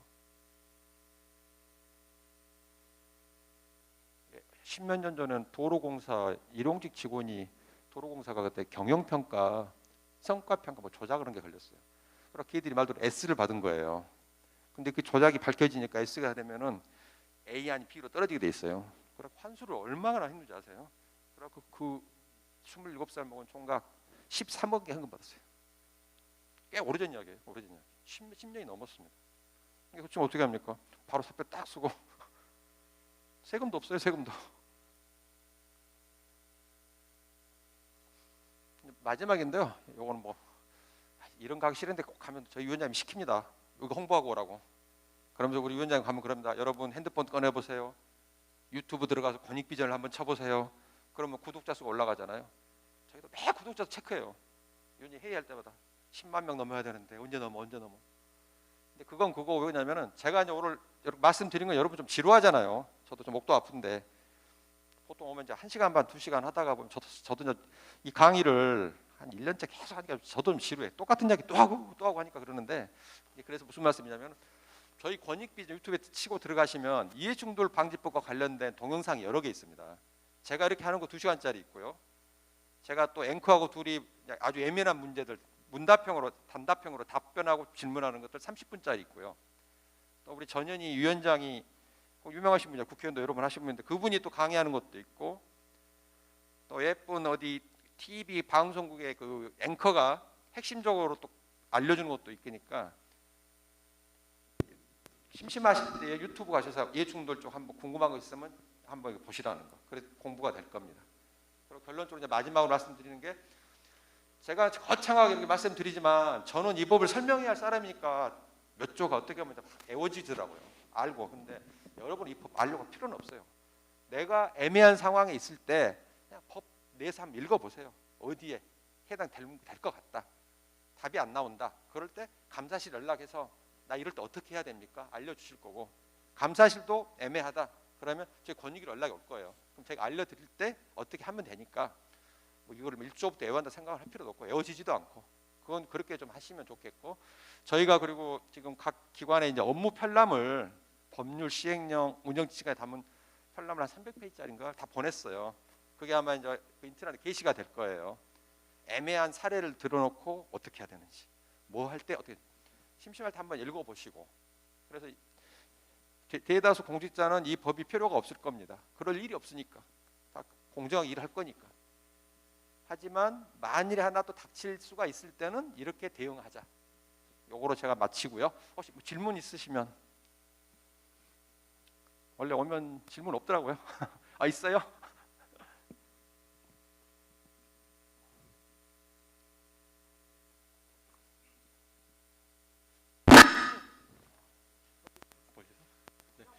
네, 과장님 너무나 구체적이고 그 사례들 중심으로 많이 말씀해 주셔서 그 이해충돌 방지법에 대해서 많은 이해가 됐습니다. 근데 그 10가지 그 유형에서 제가 좀 궁금한 부분이 뭐냐면 그 사적 이해 그 이해관계자의 그 신고 제척 기피 부분하고 그 퇴직자 사전 접촉 금지에서 접촉했을 때 신고 부분에서 그 퇴직자 기준을 2년으로 보면 퇴직자 관련돼서 2년으로 좀 기간이 돼 있거든요. 퇴직 이전 2년 이내의 경우에 대해서는 신고해야 한다고 되어 있는데 지금 10번째 보면 직무상 비밀의 이용 금지에서는 퇴직기간 3년으로 돼 있어요. 특별하게 2년 3년의 차이를 두고 있는 이유가 무엇인지 말씀드릴게요. 사적 이해관계자 신고의 부분에서는 퇴직자는 최근 퇴직한 2년 이내, 그죠? 퇴직자 사적 접촉 골프할 때 그것도 2년 이내인데 직무상 비밀 이용 금지만 퇴직한 3년 이내로 돼 있어요. 아까 말씀드렸죠. 현행 부패 방지법에는 공직자 현직자만 비밀 이용하지 말라고 돼 있다 보니까 공직자일 때 비밀 갖고 있다가 퇴직하고 나가 써먹는 사람들이 있어요. 그래서 그거를 국회에서 논의하면서 들어가면서 처음에는 법의 어떤 통일성 차원에서 다른 데다 2년이니까 2년 가자고 했는데 국회의원들 논의 과정에서 2년은 너무 짧다. 다른 법에 10년도 있는데 논의하다 보니까 거기서 그래서 3년 정도 적당하자 해가지고 들어간 겁니다. 즉 별다른 의미가 있는 건 아닙니다. 그냥 국회의원들이 논의하면서 3년으로 가자. 그럼 끝이에요. 거기서 사실 그겁니다. 예. 뭐 또 있으면 하나. 예.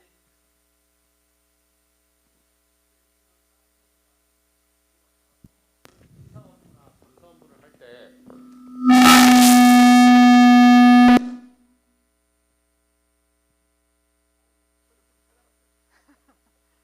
인사 업무나 감사 업무를 할 때 특별히 업무 분장이 이렇게 세분화되어 있지 않고 한 사람이 이 업무도 하고 저 업무도 하는 경우가 많거든요.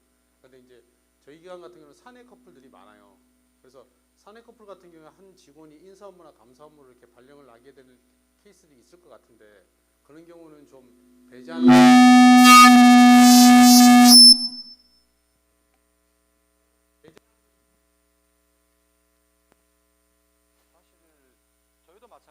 저희도 마찬가지입니다. 저희도 커플이 엄청 많아요. 언제 그렇게 사귀었는지 커플들이 많은데 이제 이런 경우 말씀하시는 거죠. 두 사람이 결혼을 해갖고 했는데 한 사람은 사업부서에 있는데 한 사람은 감사 담당자야. 그 말이잖아요. 그때 그렇게 하세요. 운영을. 사실은 이 법은 이해충돌이라는 게 이해충돌이 벌어질 것이 예상되거나 현재 벌어지고 있을 때를 두 개를 합쳐서 이해충돌이라고 합니다. 근데 그분 같은 경우 보면 그럴 경우 같아. 감사 담당자인 와이프가 사업부서에 있는 신랑을 감사할 경우가 있잖아요. 있죠. 그럴 때는 미리 신고를 해놓은 방법도 있겠지만 그건 현실적이지 않으니까 실제 감사가 예정될 경우가 있잖아요. 감사 계획 짜져가지고 감사 계획 오늘은 뭐 무슨 전력 무슨 철을 다음 달에 한다. 그때 신고해서 빠지게끔 해야죠. 예.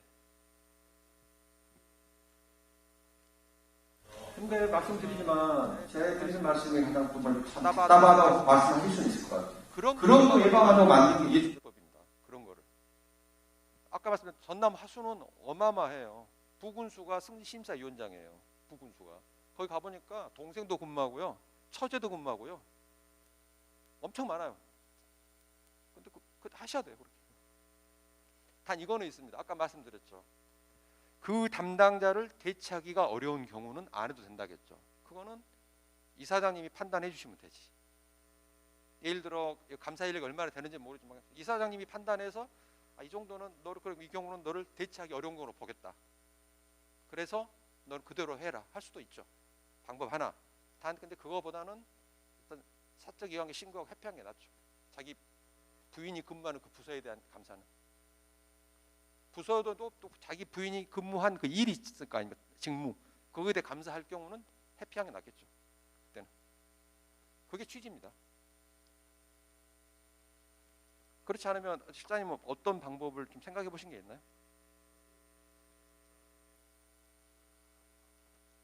근무를 안 한다. 감사실에 근무를 안 시킨다. 뭐 그것도 방법은 되겠죠. 근데 그게 저희 위원회 사실에도 두 커플이 있는데 둘 다 감사 담당이고 다른 부서에 있더라고요. 빼지는 않던데 그거는 뭐 이제 감사실장님이나 우리 부이사장님이나 이제 사장님이 결정하실 문제인 것 같죠. 가장 그런 걸 미연에 막으려면 그렇죠. 인사부서 배치 안 하겠다. 감사부서 배치 안 하겠다. 그게 제일 좋은 방법 같긴 한데 막상 인사하다 보면 그게 그렇게 될지 그거는 잘 모르겠네요. 그거는 여기서 조금 어떤 탄력적으로 운영하실 수 있지 않을까. 가장 기본은 그렇죠. 배치하는 게 낫겠죠. 아까 이것도 있었잖아요. 경우는 전보도 시켜버린다고. 너는 이 일이 있으면 맨날 그 일에 빠질 것 같아. 그래서 너는 아예 타 부서로 전보를 시키겠다. 그것도 방법은 방법이죠. 그거는 그 기관 사정에 따라 하시면 될 것 같아요. 근데 단 전제 그런 것 때문에 이해충돌법이 나왔다는 거. 그런 걸 막으려고. 예전에 그런 경우 있잖아요. 중앙지검장이 있는데 아들이 중앙지검의 검사로 근무한 경우도 있어요. 있었죠. 그래서 그때도 막 언론에서 말이 많이 나왔어요. 거기서 근무하면 되느냐. 그랬더니 뭐 직업 선택의 자유를 그럼 막아야 되느냐. 그때부터 막 이해충돌 이야기가 나오는 거예요. 그런 데서. 그게 똑같잖아요. 국회의원이 있는데 피감기관에 국장으로 자기 아들이 있을 수도 있지 않습니까? 그런 경우나 감사실인 경우나 똑같은 이야기예요. 사실은. 또 다른 말씀 없으시죠? 이거로 하시죠. 너무 오래 앉아서 피곤하실 텐데 이걸 하시고 궁금한 것은 감사실장 잘하시니 감사실장한테 많이 물어보세요. 이런 상황이 거의 없을 거예요. 빠지는 일이. 그럼 오늘 강의는 이대로 마치고 궁금한 거 있으면 항시라도 저희 권익위로 연락 주시기 바랍니다. 네, 고맙습니다. 네, 정말 긴 시간 강의 들어주신 여러분들과 그리고 열강을 해주신 박형준 과장님께 다시 한번 뜨거운 박수 부탁드리겠습니다. 이상으로 2022년 제2회 공감과 혁신 특강을 마치도록 하겠습니다. 감사합니다.